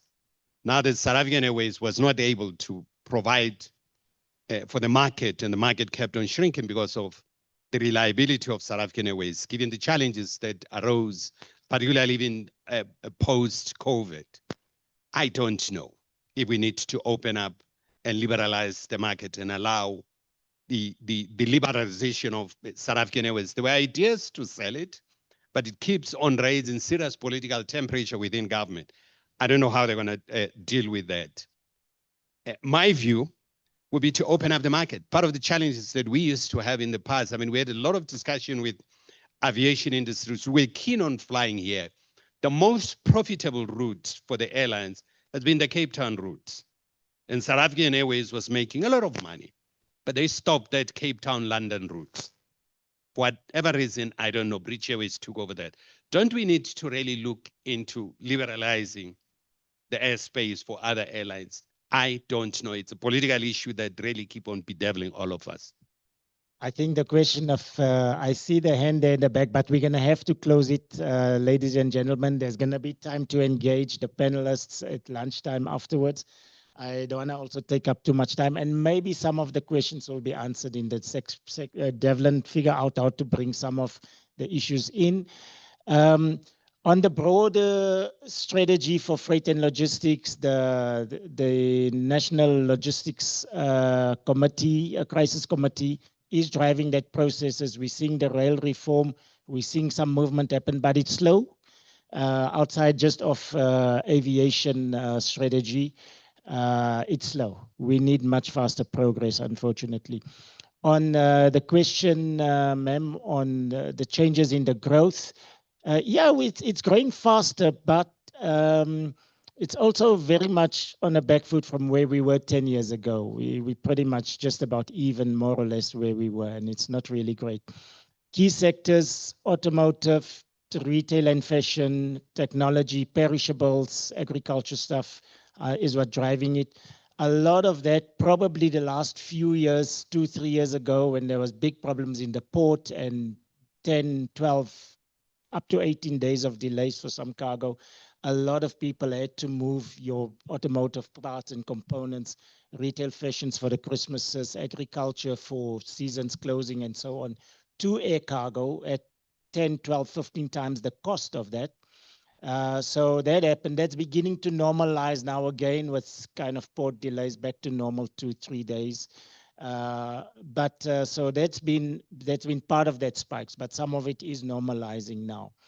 Still coming back to still a lot of growth potential, and it seems like consensus is number one priority is dealing with opening up and liberalizing the market more and allowing the airlines to have their connectivity and offer more services rather than any other regulatory barriers.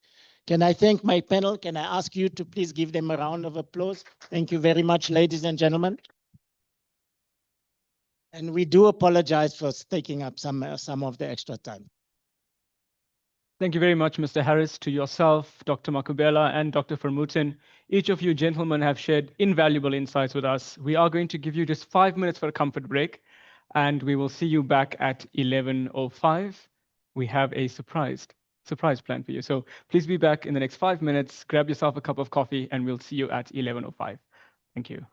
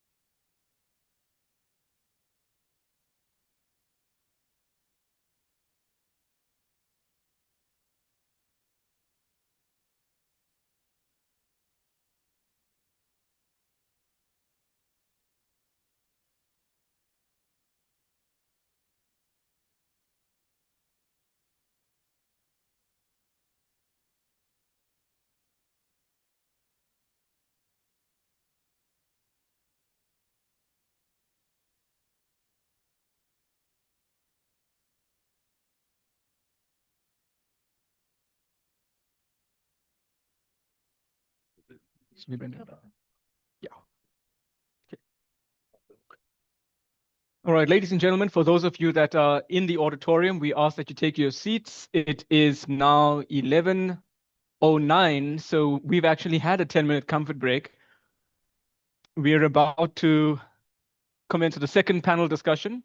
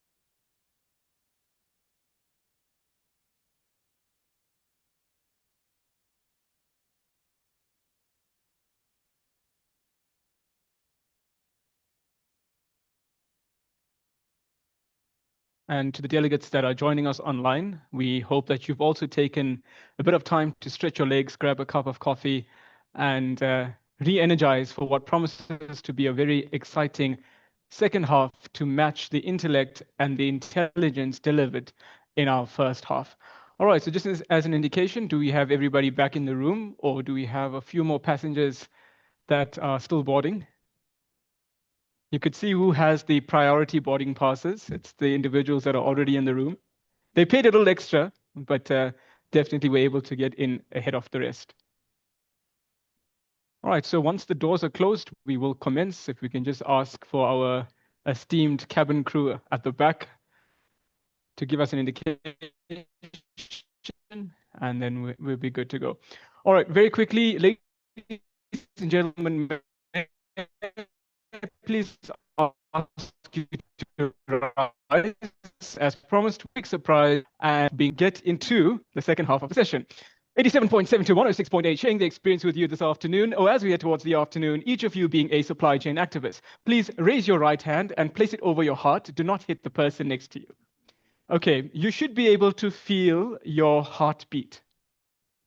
If you don't, we have a problem and we've got emergency personnel on standby. Just as the heart beats and supplies blood to the rest of the body, so too is the logistics network economy. If the logistics network is not intact, we need to place in a stent, we need to do a bypass, but we need to change something.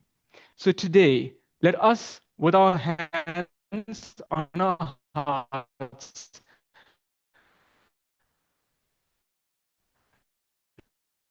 repeat the following words. To reform, to build, and to design a better future today. If it is to be, it is up to us. I promise, I commit, I am a South African supply chain activist. Excellent. So remember, once you place your hand over your heart, it's a solemn promise that you've made, and we have many esteemed CEOs, MDs, leaders in the room. I want us to cast our minds back to December 2024, not December 2023. The coastal port of Durban or the sea, the distance between Umhlanga and Point looked like a Christmas tree that had fallen over its side because those vessels lit up the Durban skyline. In 2024, remaining apolitical and having the South African flag in our hands, can anybody in the room attest to the fact that the port of Durban, which has received RTGs and straddle carriers down also to Cape Town, have indeed stabilized? And you would understand that this is not a discussion. This is not a talk shop. This is the Transport Forum event hosted by SAAFF, of the supply chain. We get together to mobilize.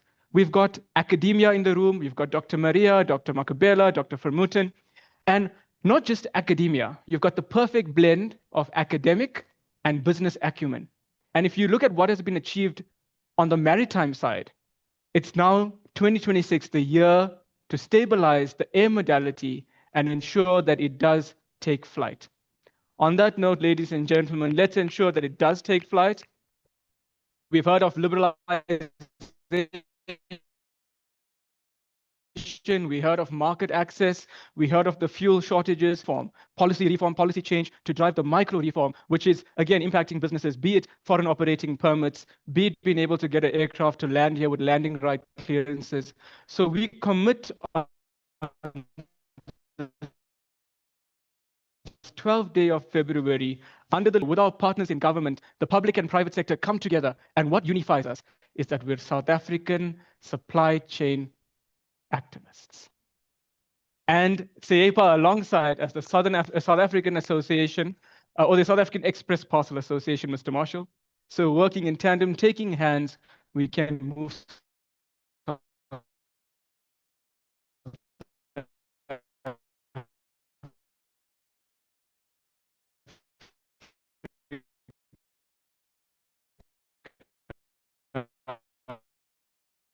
forward together. Esteemed CEO of the South African Express Parcel, his youthful appeal fraternity. A huge round of applause, ladies and gentlemen, for Mr. Gary Marshall. Ladies and gentlemen, equally as impressive, serving the public sector for over 29 years, is a man that stands at the helm of the air modality for Southern Africa or South Africa, representing the South African Revenue Services, the leader in charge of ensuring compliance and efficiency. That's what we want to walk away from this event with, reform towards efficiency. Ladies and gentlemen, a huge round of applause for General Cassius Sintamule.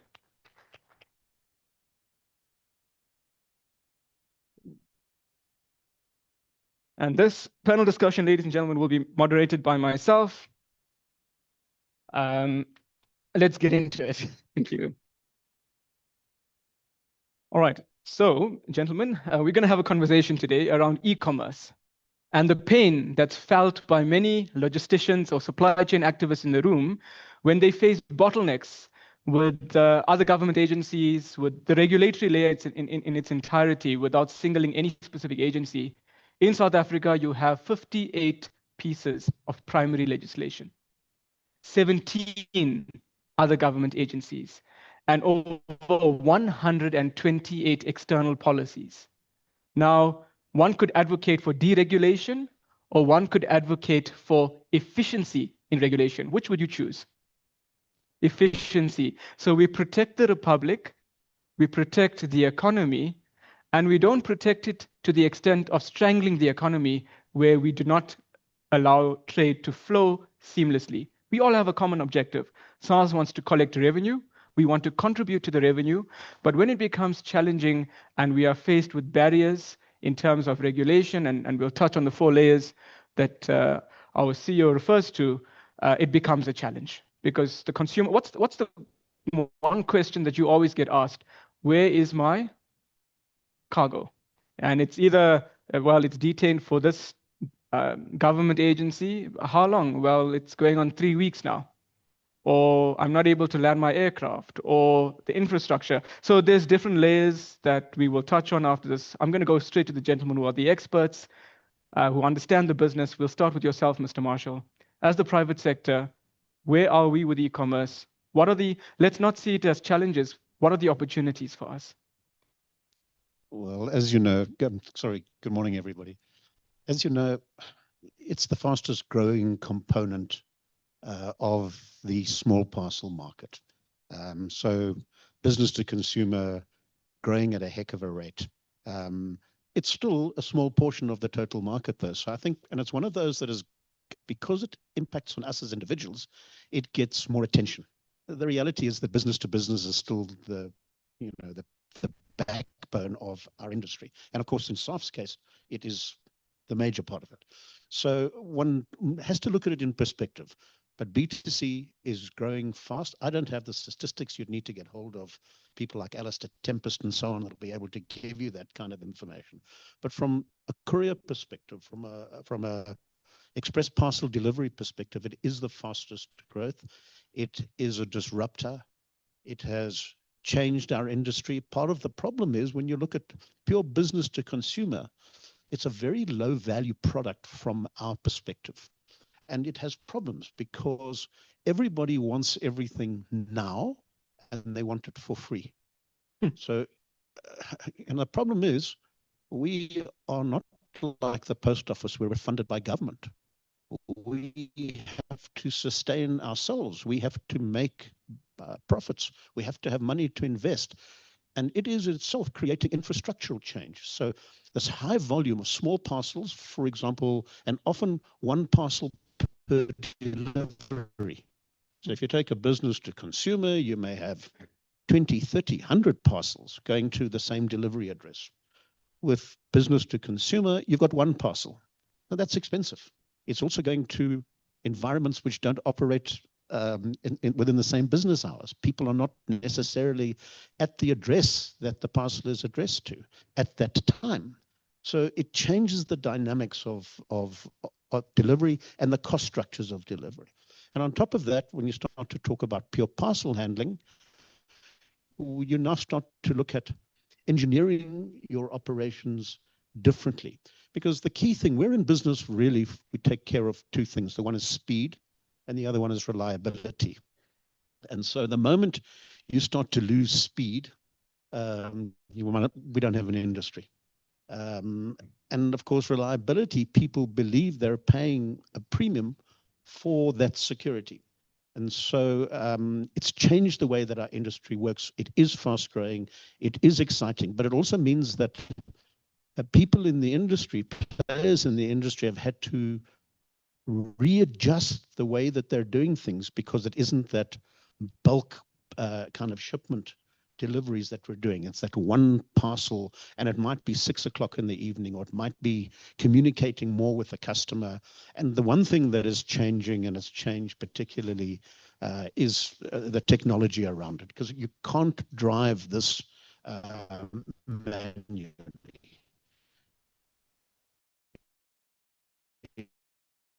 It really does need a higher level of technology. It needs technology that business was started years ago, going back to the 70s. Everybody's into track and trace. Now you're into a much more personalized track and trace. You know, this is the driver. It's almost the Uberification, if you like, of a delivery. This is the driver. This is his vehicle. He'll be in his 5 miles away. It's the kind of thing that we're getting to.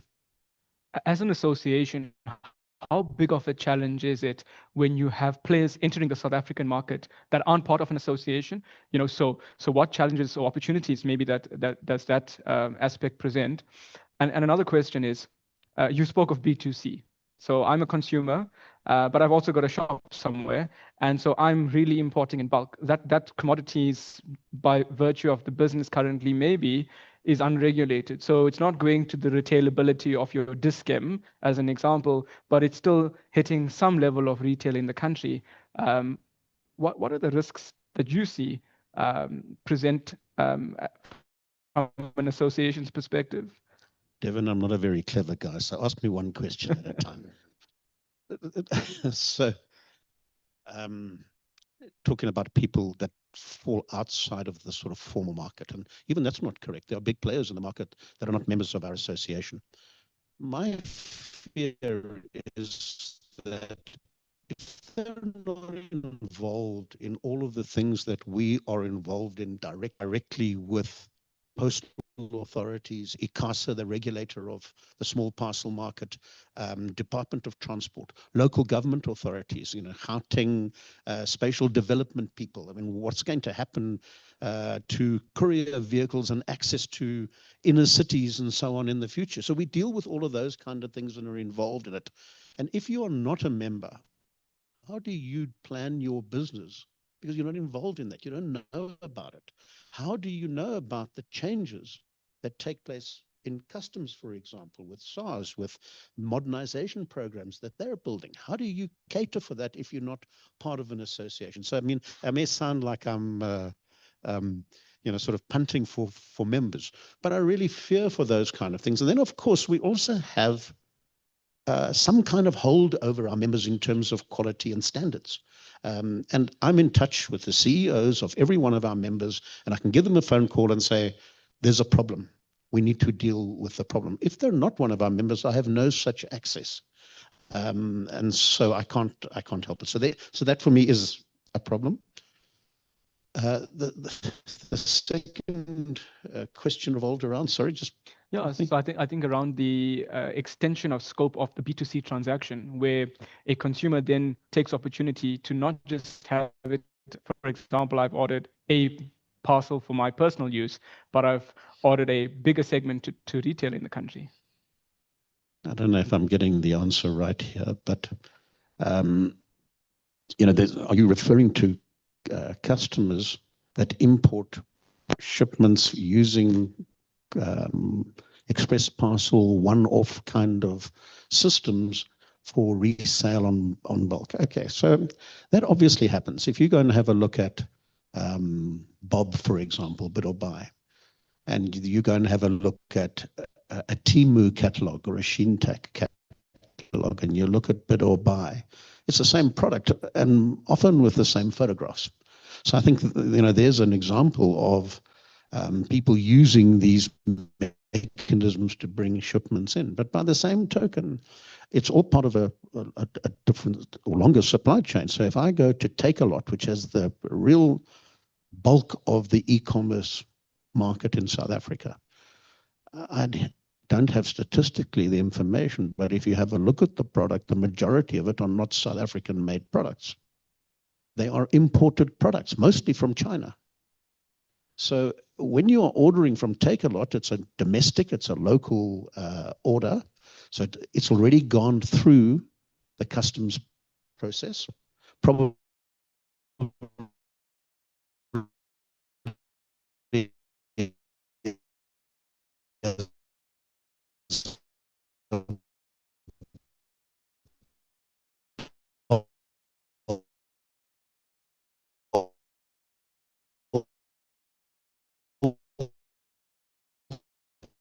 shipment coming in. And if one looks at e-commerce from a around e-commerce, because you're dealing with, particularly with China, with thousands and thousands of suppliers that who knows what the checks are on them. And interestingly enough, I was reading an article where the head of customs in Belgium and part of the whole EU thing was talking about he has less of a problem. Sorry. The background is that there's been a lot of pressure, as you know, on Shein and Temu specifically, because they've just taken such a large part of the market globally in terms of e-commerce. And he said, this guy from Belgium, I'm less worried about those guys because there is an audit trail. I can go back, I can see there's a formal business. It's like dealing with Takealot. You go to them, you can deal with them, from them they can go to their suppliers. He's more worried about people dealing directly with those suppliers where there is no control, there is no standard. And those are the riskier kind of e-commerce shipments. So I'm not sure that I answered your question. You did actually. So it was very strategic in terms of the reason I posed the question, because leading into General Sintamule, I would not want to be in your position at this present moment in history, because it almost feels that we could, you're akin to Atlas. You've got the weight of the world on your shoulders with the conundrum of e-commerce. It's a 21st century volume issue with perhaps in South Africa currently 20th century legislation. But can you give us your opening remarks around e-commerce? Where are we, your aspirations, what we would like to achieve in terms of reform? How do we get there? And how can you take hands with the private sector to make it a reality? Thank you, Jed. No, thanks so much for giving us the platform as SARS to be part of this process. I think Mr. Marshall has clearly already outlined the aspect around the tremendous growth of e-commerce, which then presents opportunities, obviously, in terms of economic activities. But equally, there are challenges that both from government as well as from an industry perspective. We then need to find ways on how then we rethink our strategies, our business models in terms of how we respond to both the challenges and opportunities. Just perhaps maybe to give a bit of context on the statistical data, just to date, from a SAAFF perspective, we have already processed we have seen a growth of about 109% increase in terms of declaration on e-commerce, which then gets to about 18.7 million in terms of the declaration overall. I just want to pause there. The total, and these are insights from our leadership. General, the total declarations per annum is around 57 million formal customs declarations. And if about 18 million of that is sitting at e-commerce, it also shows you the contribution of e-commerce. It tells a very interesting, just under 40%, just under, yeah. Yeah. And I think the other aspect as well is from an air modality perspective in terms of the total value of the transactions that we're processing is over about 650 billion. I think one person spoke about which chapters or goods are we actually dealing with in terms of the growth that we are seeing. Obviously on import, your electronics, your pharmaceutical products, your aircraft, your CTLF products are the ones in the main that we're actually seeing the growth on. And on export, it's mostly your gold, your ore, to some extent aircraft parts that we're also seeing from this perspective. So I think that is just to give a context in terms of what we're actually dealing with. But obviously, as a regulatory authority, what remains critical from our perspective is to level the playing field, to ensure that guided by our mandate, which is to facilitate trade, as well as advancing the competitive advantage opportunities through protecting those that are actually compliant. That remain one of the aspects in terms of our objective on the direction that we are taking. Now, what becomes our aspiration as an organization is more of a single view to our business. So when we say single view to our business, there's a number of factors to that. One, we acknowledge that the current legislative framework does not comprehensively respond to the challenges and the dynamic of a cross-border e-commerce. And what we've done as an organization, we've established through our Smart Border Modernization Initiative, a project around cross-border e-commerce. What we have so far achieved on that is approval on the amendment of the legislative framework that actually support the cross-border e-commerce. Both the minister and parliament has already approved on that. What we are busy with now is we've established a working group which comprises of SAAFF, SAIPA, other retail industry players, DTIC, because with DTIC, we've got interagency working group structures, which then you've got different players that equally also participate in NEDLAC, where we are then able to solicit their inputs. Through that, we are designing a conceptual design in terms of what we then want to foresee as the solution to e-commerce in this regard. The key aspects on that, Mr. Marshall spoke about digitalization, is a critical element of our processes, because with that, as part of our risk management model, it then assists us to be able to get advanced electronic data, wherein we are then able to access prior to arriving in the port. You spoke about the 21st century. Now, in this regard, obviously, majority of our e-commerce has always been a manual-based process. That's a 20th century aspect. But in this regard, obviously, digitization becomes one of the critical aspects. That's the reason why we are striving towards that solution. Why we are bringing in the players in the industries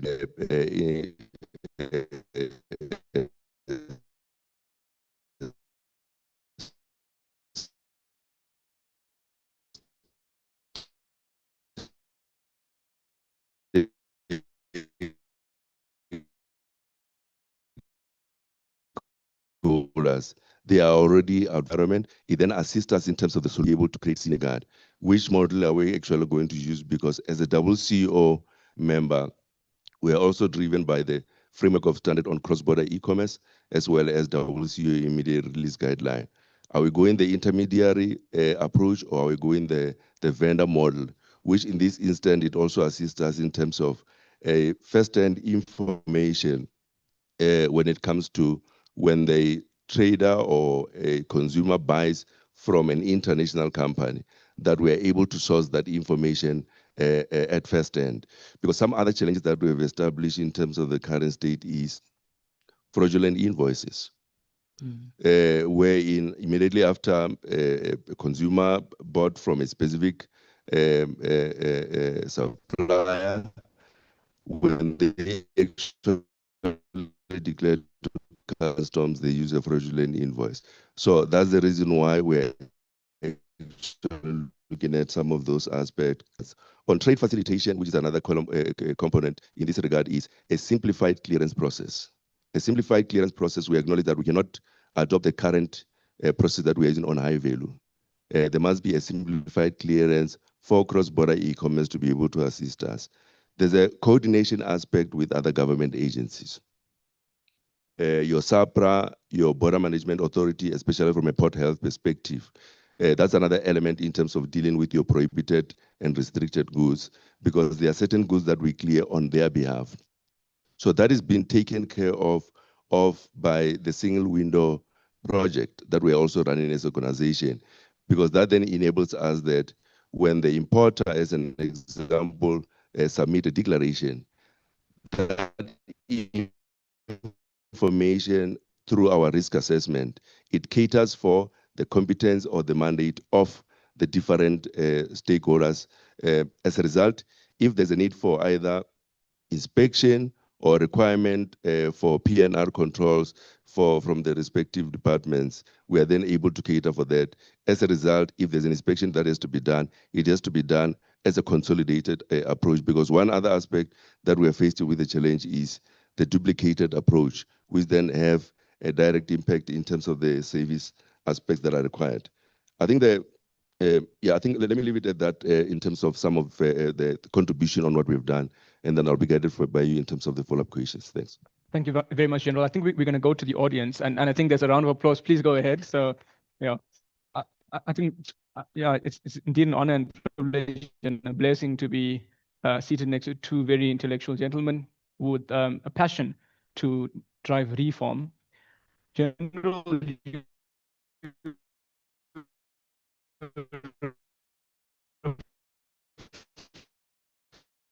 to the WCO immediate 87 members of the WCO and appreciate the maturity of SARS as an administration. It's one of the few of the 186 administrations, or 187, that engages with the private sector in the manner you mentioned, the working group with SAAFF and SAPA, and that's where co-design takes place. So as a logistics service provider, that was a golden opportunity to help shape the reality of what we as the private sector would anticipate, having an intimate understanding of the supply chain realities downstream. The SAFE or the framework of standards in terms of e-commerce rather, also further galvanizes the approach taken by SARS.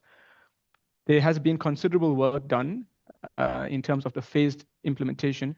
What are we committing as a supply chain activist? What are we committing to in 2026 that we could support you on? And we've got some questions online as well. So I'll ask that question to you, General, and then we'll take questions from the audience. We've seen a hand go up, and I think there's a question online as well. If we could just read it out. I don't have access to the chat at this point, and then we can take the discussion further. I think in terms of what we are committing is, as I indicated, that we have already finalized the legislative amendment in terms of the primary legislation. There's an aspect around the secondary legislative framework, which are the rules to the Customs Act. So the rules to the Customs Act now deals with the granularities in terms of the how part. The simplified clearance process in terms of what are the minimum data that we're looking at as an example. When you talk about your, are we then actually going to use that would then actually talk to the different industries. So those are some of the immediate actions that we are actually committing in terms of working on in 2026 as the first part.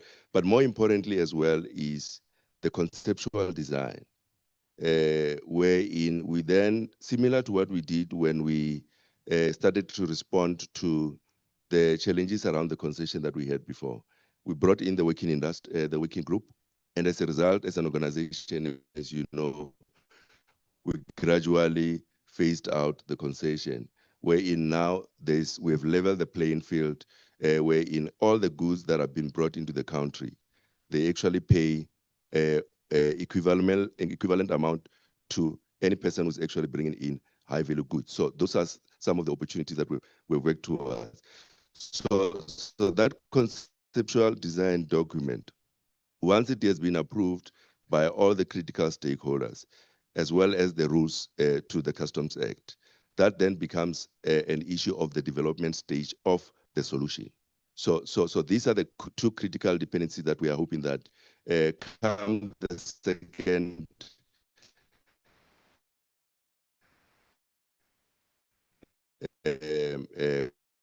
quarter to the third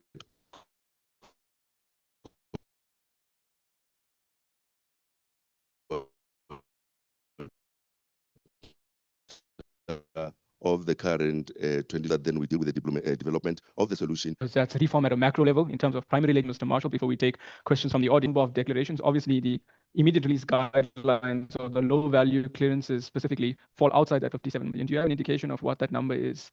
Just so your low value clearances that are not submitted via the EDI gateway, give or take, what's your number there? Yeah. So currently, we in terms of the number of declarations of some of the of our traders that were utilizing our manual process towards the EDI gateway. So it's about 15% that we've actually seen in terms of the number of declarations that we have actually been processing through our manual process. But obviously,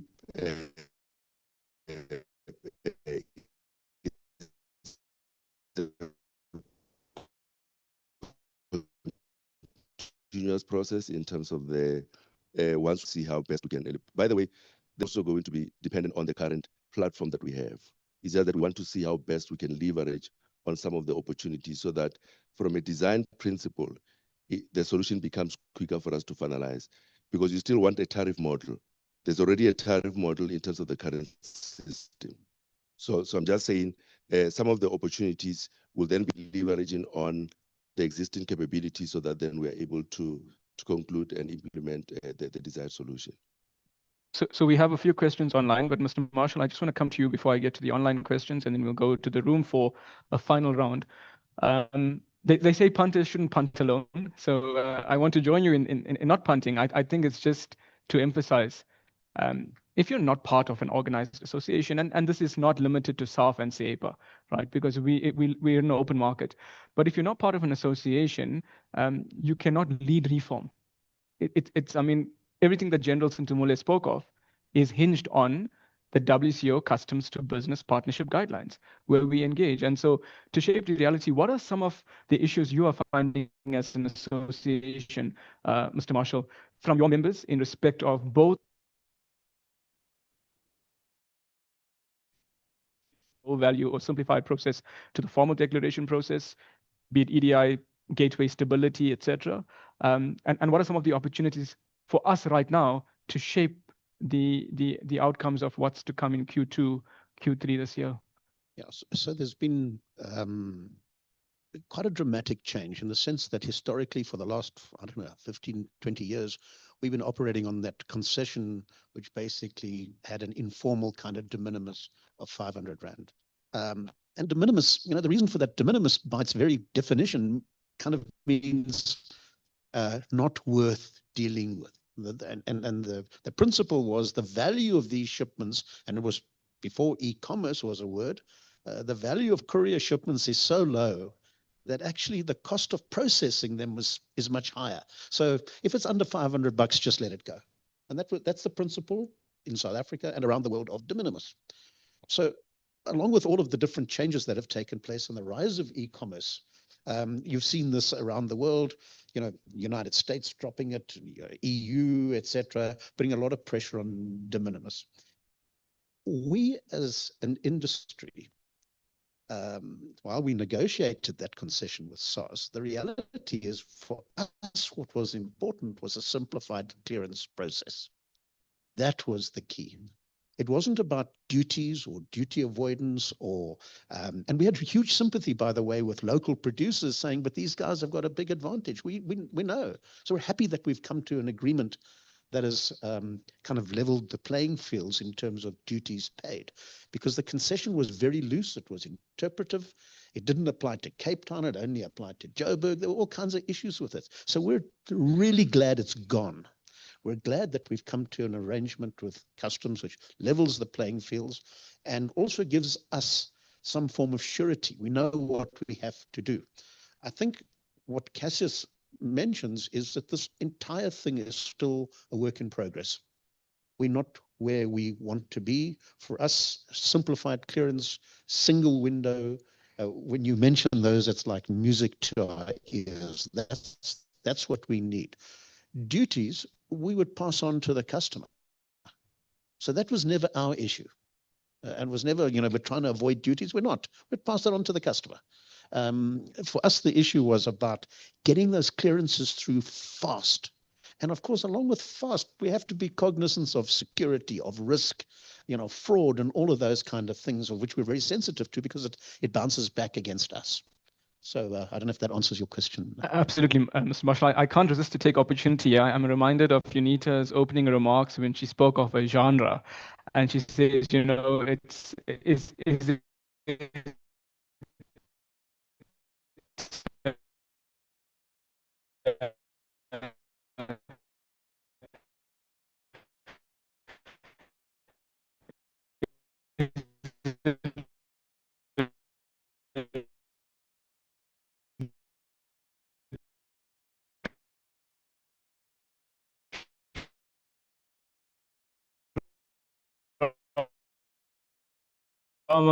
a bit of comedy, but I think a common misunderstanding is around the threats. General, over to you. Issue. But just to outline this, we acknowledge the concession. We never had a de minimis. Okay, I just want to pause there. So if we write that down, South Africa does not have a de minimis. Now, up until a few minutes ago, I didn't know that. So yeah, no, I think that. Remember, de minimis is the value in which customs duties or taxes are not paid. That's what de minimis is. But the difference of thought we can always have. But then, in our perspective, we then had a threshold which was leveraging on Section 38 of our legislation, which was about a value of about 500 rand. And that's the reason why, in terms of our legislative framework, our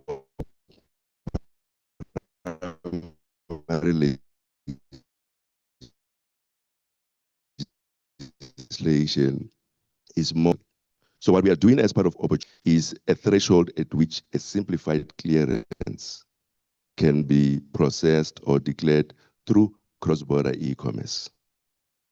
Meaning that, as an example, if based on the working group, we then discuss based on our historic data that we have to work on the value of about 10,000, I'm using that number, that any goods through cross-border e-commerce needs to go through up to a value of 10,000 can be allowed to go through cross-border e-commerce.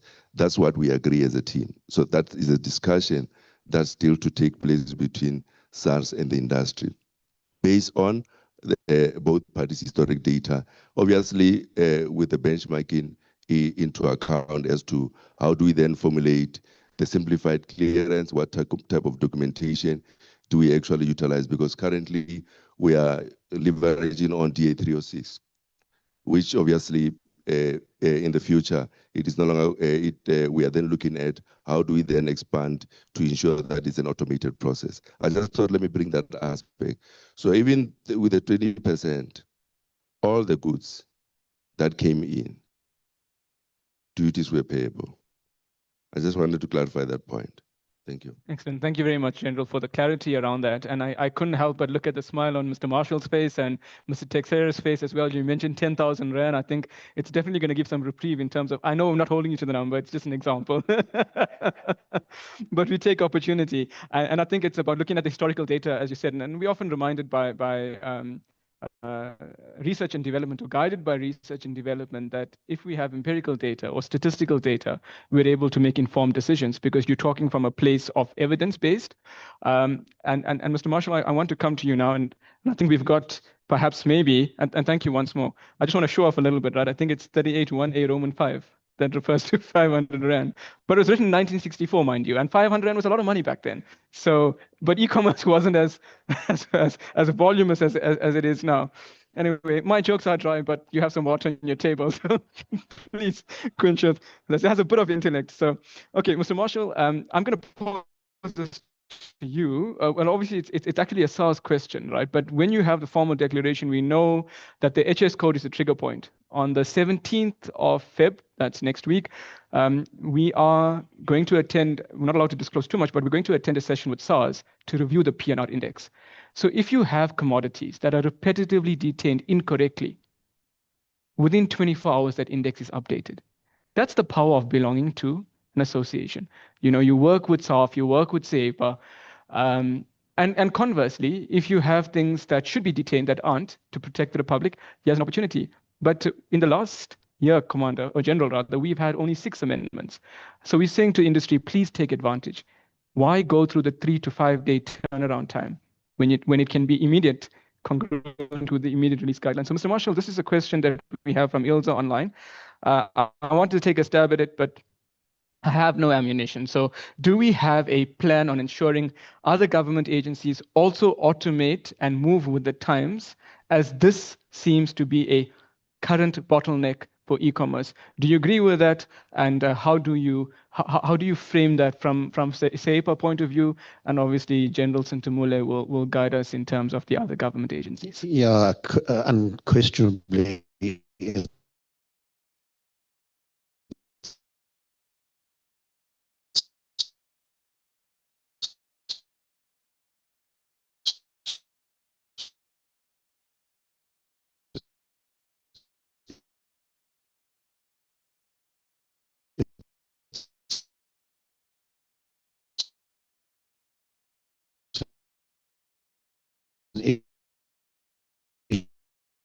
Issue, but it's also an issue that as an industry we can tackle together with BMA around, find some workable solution with multiple parties, SAPA, customs, the meat industry, ourselves. For the benefit, Mr. Marshall, of the audience, can you just share what the journey looked like in October and where we were to where we are? Because I think it's important. It speaks to reform and what's possible. Yeah, so typically a shipment to delivery, you'd like to get it to around about 60 hours globally. Nelson, would you agree with that? 48 to 60 hours. That's your aim. So in the middle of that, you've got issues which are almost not controllable. Customs,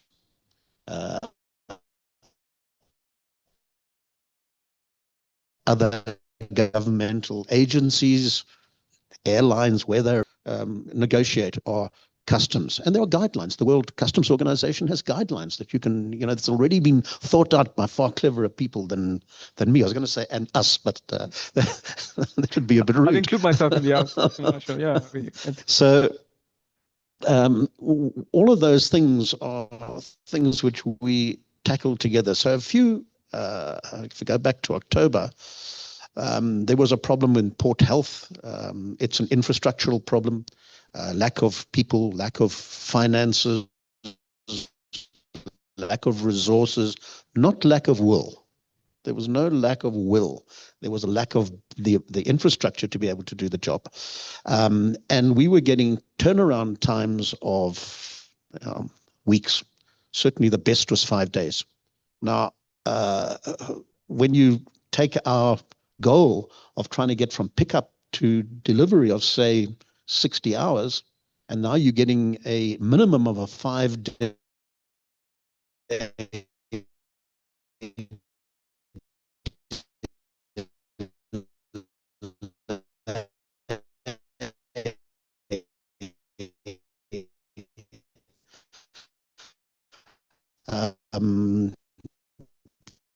just on a port health issue, dire consequences.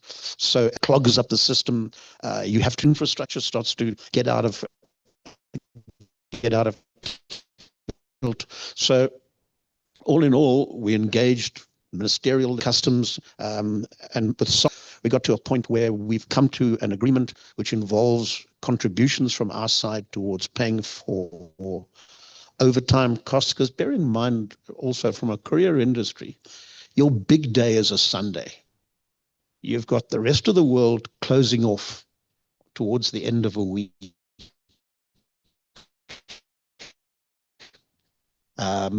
For their business transaction, you need to have your authorities operating at full strength.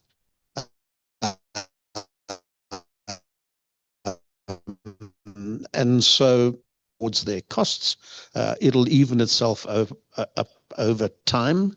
And I think there'll probably be some sort of institutional change. But right now, we've agreed to a levy to help them put in the infrastructure to actually do the job. And we've got it down now to almost a 48-hour transfer. So from where we were, I think that's a major win.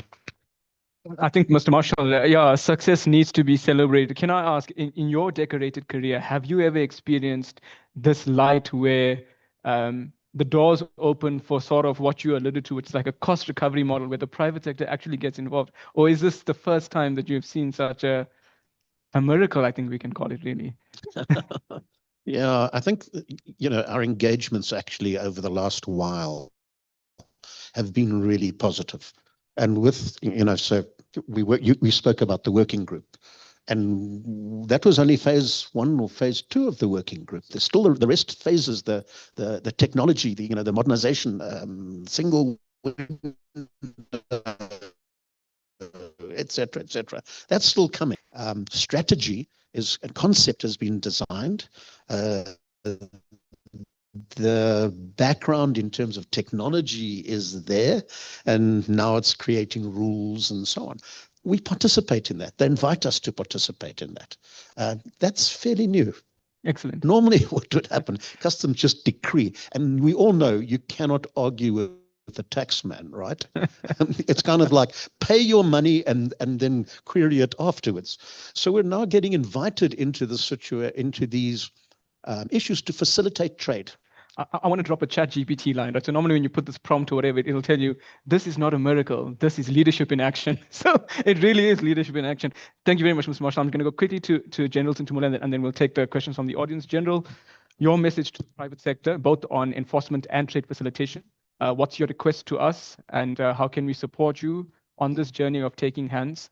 You've got the 2 CEOs here, one across the room from you, one next to you. Yeah. So they're at your beck and call, General. Thank you. No, thanks so much, sir. I think the critical aspect for us is the cost of doing business is a very undesirable consequence if that is not taken care of.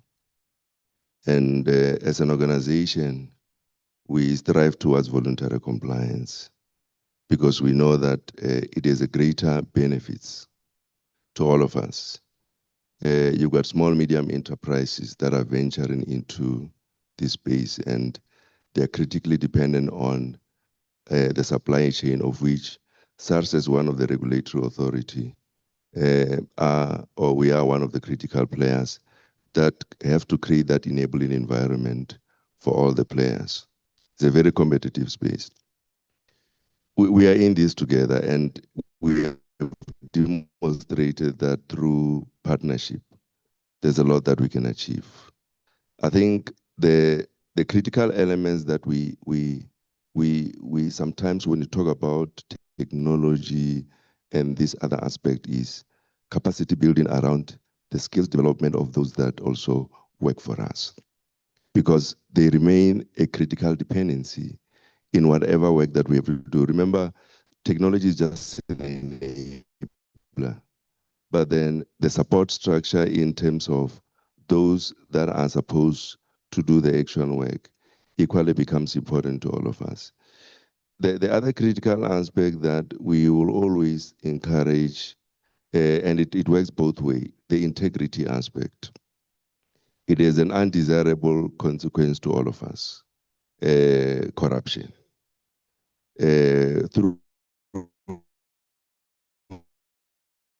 collusion with or trading partners, that has an undesirable consequence to what we want to achieve because of that behavioral aspect.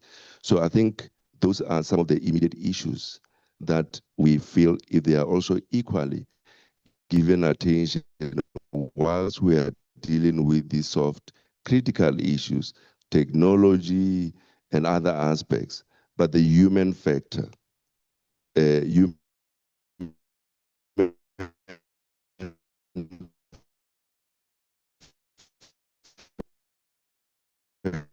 becomes very much important for all. The last partition from my side is, Mr. Marshall will tell you, when we were discussing the issue of moving from concession and so forth, they were quite honest with us in terms of what they were dissatisfied with and SAAFF. We had very robust discussion. Let's continue having those robust discussions, because we will have answers to everything.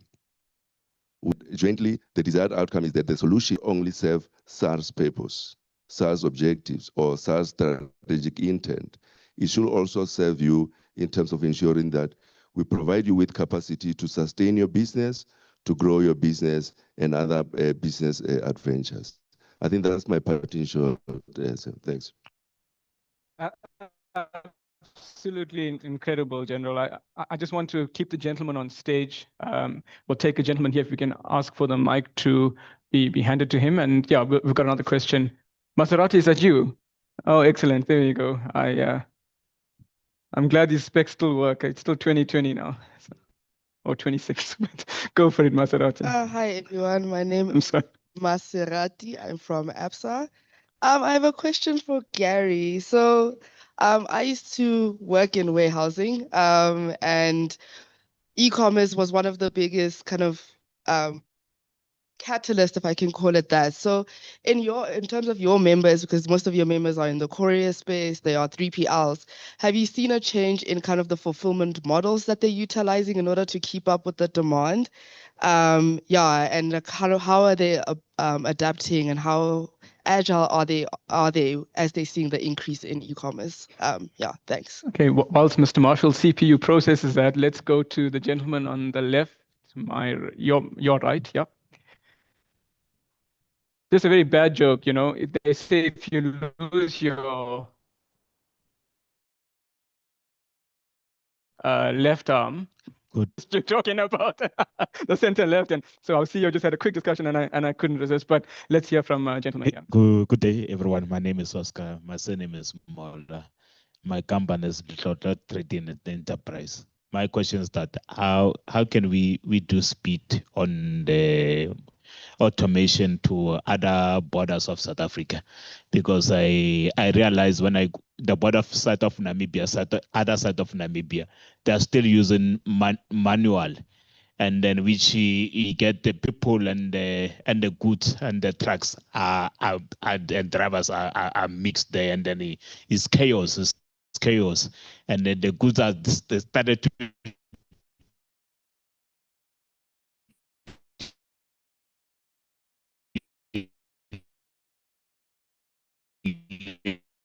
to get that as others moving through from money. We can avoid delays in the borders. And another question is how can our country, because it's destroying our economy. There's a lot of counterfeit that are getting in and out of the country. Okay, so General, I think you'll take a stab at that. But Mr. Marshall, let's start with you and Maserati. And yeah, Sorry, to get to Maserati's question. So I would love to be in the industrial engineering business at the moment, because as I mentioned with this rapid growth, conveyors and so on are gone. You need automated systems, sorting systems. So there are tens of millions of rands being spent as we speak within our members alone in terms of upgrading their systems, automating their systems, buying ground for new warehouses, etc. Of our growth plans to handle specifically e-commerce, because it is a different product. I mean, if ever you want to, Maserati, come talk to me. I'll take you to some of our members and show you some of the amazing automation that exists currently. perfect. That thumbs up says it all, Maserati. General? No, thanks. Yeah, I think on utilization of automation, my from SAR's perspective, I think we've done a lot of good work around in terms of our declaration process. It's a centralized 24/7 available facility for all the trading community. So you are able to declare goods anytime, as opposed to the 20th century where you have to be at the border post, and only then you can be able to declare. So I think that's one aspect. The other issue is in terms of our inspection process, system, in the sense that once you have declared and your cargo has been stopped, after inspection, it's a real-time process where in inspect to our declaration compliance center, and then we are able to then activate that. And we are also, in terms of the traveler part of the process, as part of the Smart Border Initiative, we've implemented the traveler online traveler declaration system. It has also been gazetted.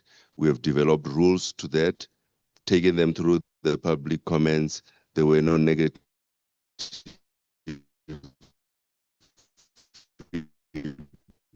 on that.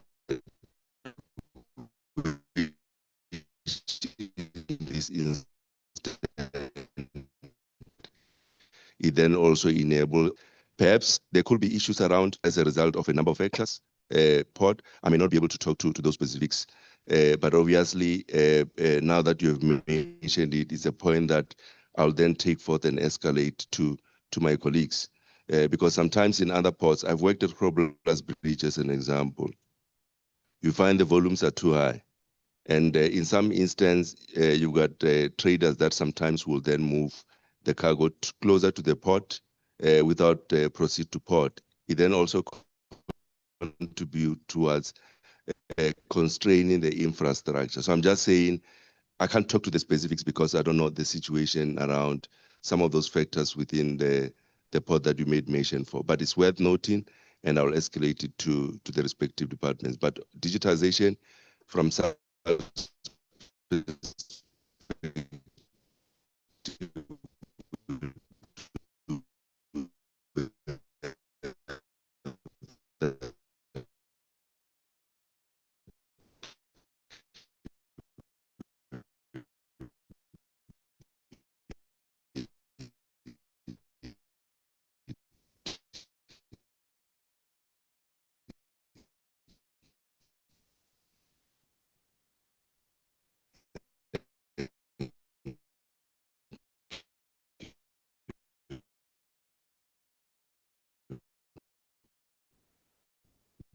And thank you very much, General. Gentleman's question over there about what can be done about some of the, I'm aware of those problems. All of your competitors together and form an in here and out there. Form an association, get a body.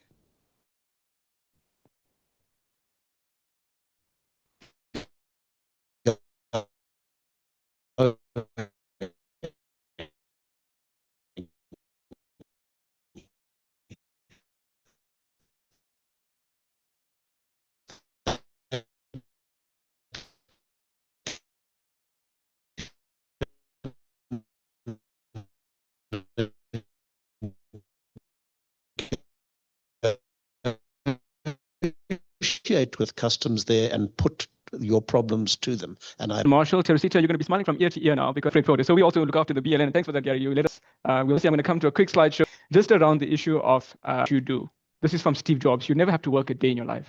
And I think even as I stand here, I've been afforded with the blessings of our CEO the opportunity to serve under her leadership and to be a part of the Transport Forum as the MC. I'm not sure why they get me back year after year. I really mess things up. But be that as it may, I am grateful. And I think as a young aspiring individual, and there's many in the room, and I speak to those online as well. If you believe it, you are already halfway to achieving it. And if you all share a common purpose, and you felt your heart beat earlier, if your heart beats for South Africa, you will fly to the moon and back for South Africa, because it's a country that takes care of us. If you take care of the country that you live in, the country will work. Shared infrastructure. Have a look at this. If you want to add your voice, there's a QR code that will be shared momentarily. If I can just ask Avi to get the slide up, then we. Perfect. Thank you very much. Okay, so adding your voice.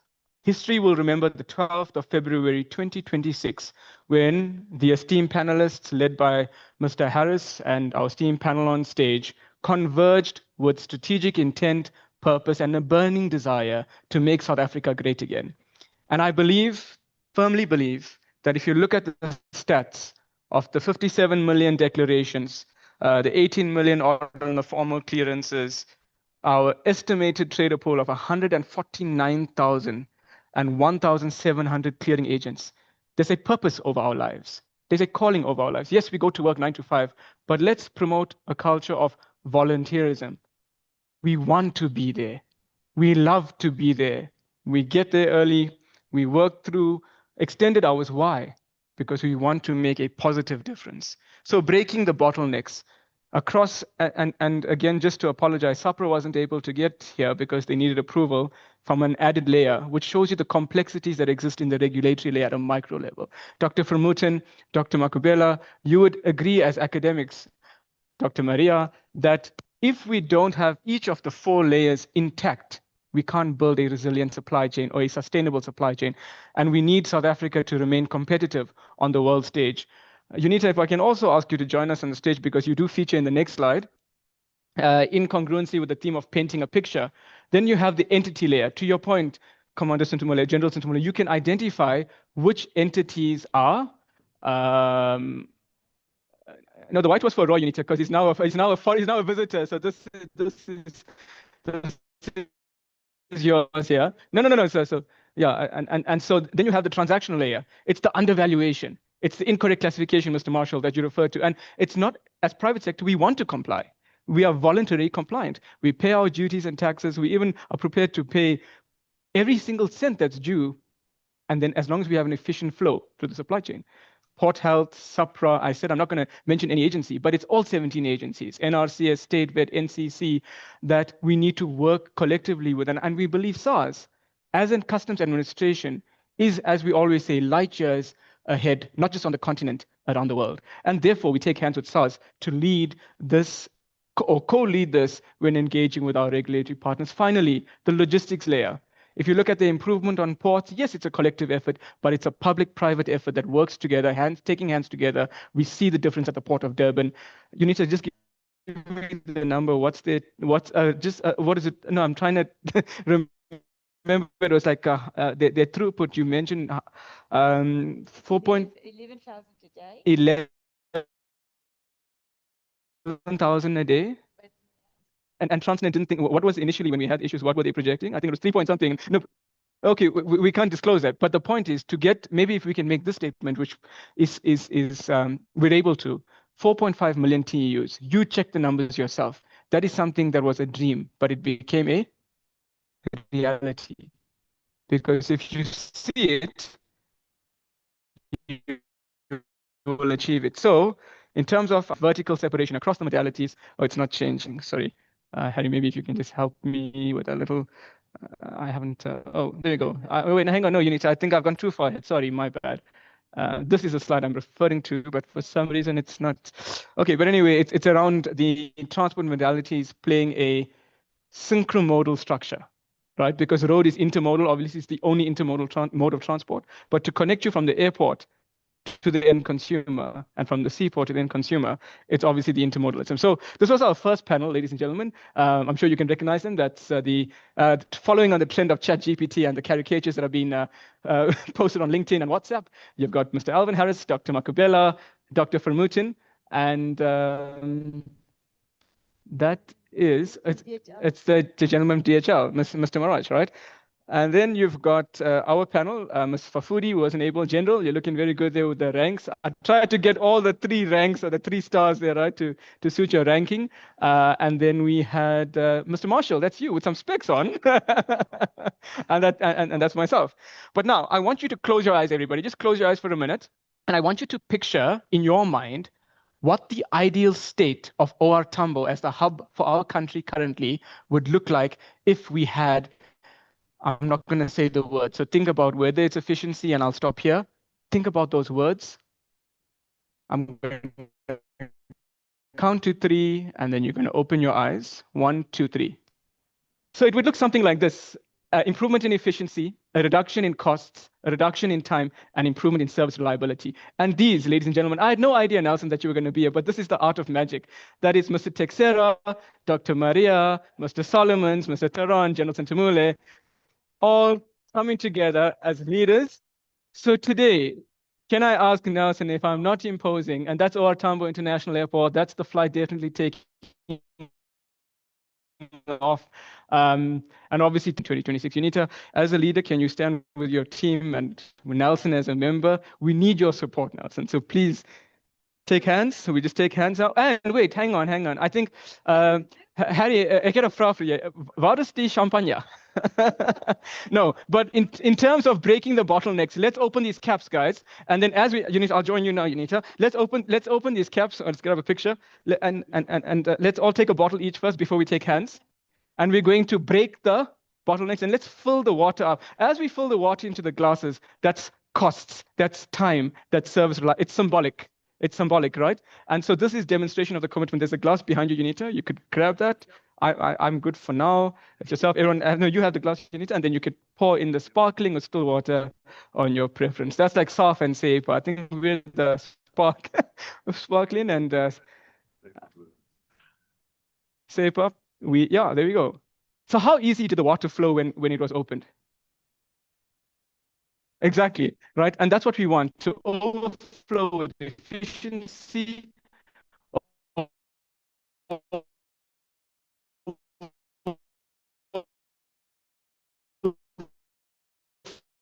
Flow with positivity, and this will support the economist in the room with your intellect changes. AXA isn't here, by the way, General, but we're going to see them after this meeting. So on that note, ladies and gentlemen, let's raise our glasses to efficiency and success through resilience and collaboration.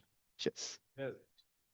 Okay, and now I'm gonna now you could hold the hands, and then yes, you have to, Unita. You are our leader, so we follow your lead. But let's take hands and let's take a picture. So. And that's the beauty of South Africa. We are a resilient nation, we're a rainbow nation, and we're a nation of possibility. We take a picture, General. Yeah, we need SARS hands in this. If SARS doesn't take our hands, we're not moving the needle forward.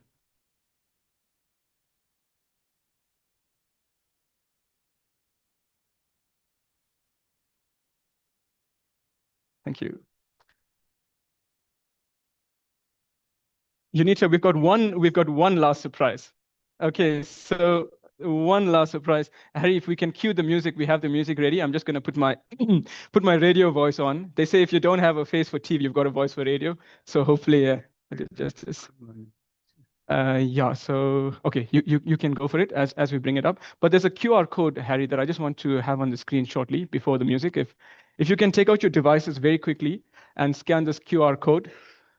It will take you to a place where you can add your voice. We'll take you to a place where you can add your voice. We'll keep it up there. Attendees online as well. This is where we talk to the CEOs, the decision makers, the MDs, the logisticians, the logistics service providers. You've heard it from both the public and the private sector, from SAAFF and from SARS and from SAAFF. We're here because of you. You are not an interruption of our business. You are the purpose of our business. The reason that we exist, that we get up in the morning, is because you scan QR code to add your voice, and we look forward and to your businesses. And I think with that, we should experience a miracle. Do we have the music on cue? Have you guys got the QR code? Okay, perfect. Perfect.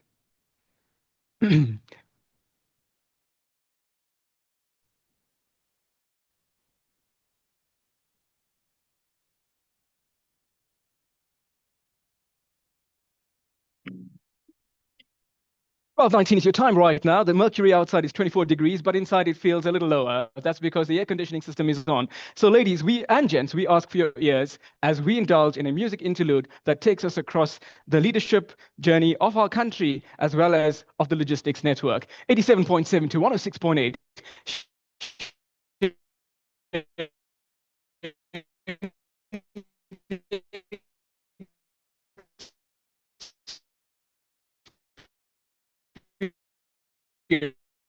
Is with you.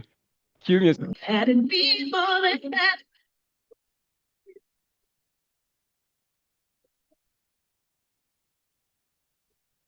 Keep going. Said I loved what I did. You've got to find what you love. And that is as true for work as it is for your lovers. Your work is going to fill a large part of your life. And the only way to be truly satisfied is to do what you believe is great work. And the only way to do great work is to love what you do. If you haven't found it yet, keep looking and don't settle. As with all matters of the heart, you'll know when you find it. And like any great relationship, it just gets better and better as the years roll on. So keep looking, don't settle.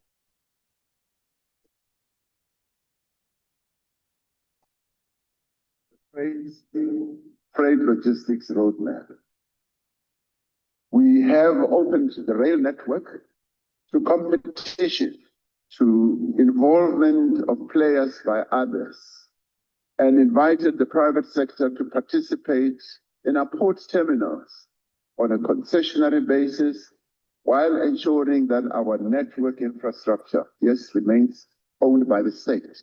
Now, the completion of the spectrum auction enabled significant investment in telecommunications, and billions of rands also flowed into the fiscus. Well, if you consider what you had for breakfast this morning and what you can have for lunch, it's all moved by the logistics supply chain. And we had this conference to discuss the resilience, the sustainability, and how can we improve our supply chain, and how can we make sure that the merchandise seamless in the supply chain. So it was more about what is the thought leaders, what is the trends, and how can we apply to our local associations. Sure. Okay. I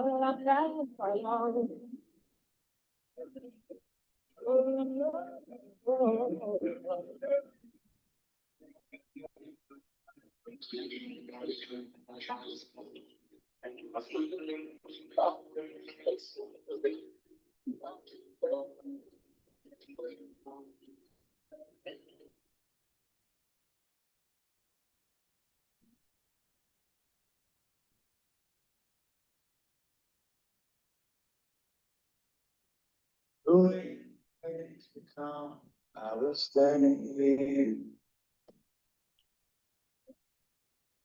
I lift my hands. In my heart, I turn my soul again. The seas are ready. You were speaking to. You are my home.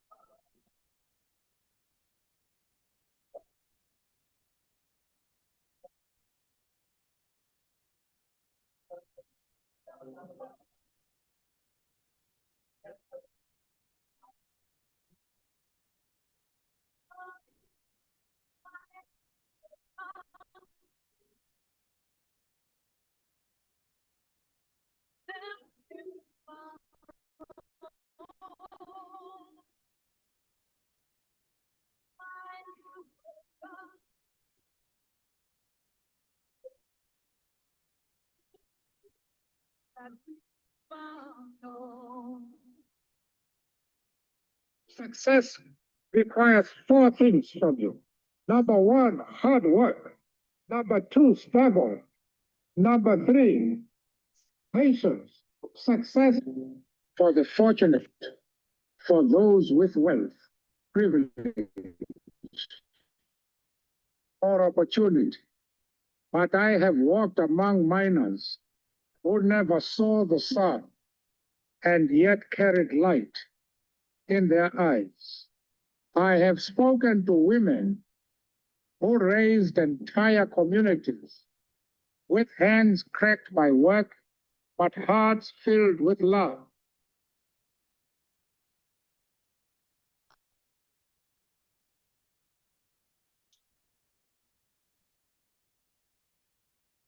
I'm asked to close, but I think we started with the anthem and we stopped with Mandela's voice. And sorry that I'm so emotional about it, but I think we came a long way. A long, long way. And when I look across the audience and I can't see the people online, my children, you are a rainbow nation, and why don't you build? And I think my lesson in supply chain is that it's not one that makes a success. We need all of us, white, colored, Indian, and black. And we need to unite as a rainbow nation to say, we will build a supply chain. So with that, I just want to say, thank you, Devlin. I am always taken by your surprise. I like the colleagues that were sitting there next to me and they were laughing at the jokes. So thank you very much for helping us. Harry, thank you for the Transport Forum for 19 years to stay with us in South Africa. I think then I want to go to Dr. Kinsley. What a profound study. And I think today you showed us we can rope you in more because the intellect and the way that you portray the message is remarkable. Alvin, you're always a star. Doesn't matter how and when we can call on you, you put the panelists together, and thank you for your panelists. And Dr. Vermooten, thank you very much for joining him. Devlin, a star, touching the sky. That's all I can say. Thank you, Cassius, for joining him. And then I want to stop, Gary. I know one of these, maybe in a couple of years, you're going to leave us, our industry, but you've built, no chance, okay? You built a legacy that is remarkable. You step in the e-modality for a long time. And I think when I speak from my heart over the last 3 years, when you work very closely with you, with DHL, FedEx, it's such an honor and a privilege to work with you. And I hope I can do justice.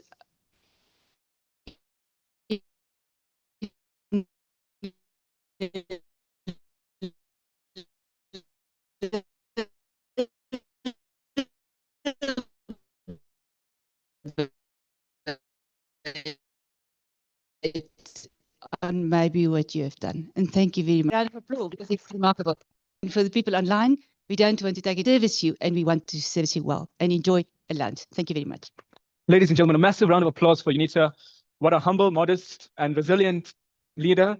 And I think, again, with all respect to Kobus, if you're joining us online, you are blessed because she's a perfect combination of beauty and brains, right? And I'm not advocating for an increase. I'm speaking sincerely from my heart. On that note, ladies and gentlemen, I'm going to hand over now to Mr. Van Heestian, and we are going to have the lucky draw. So it's time to give away some prizes. I feel like Oprah Winfrey. Yeah, I've always wanted to be on the Oprah show, but I was not old enough. So yeah, you get a prize. You get a prize. We all get prizes. So yeah. Thank you so much. We can now say goodbye to the online audience. Thank you very much for joining, and we look forward to seeing you at another event again. So, ladies and gents, very nice lucky draw. It's a media player for a car.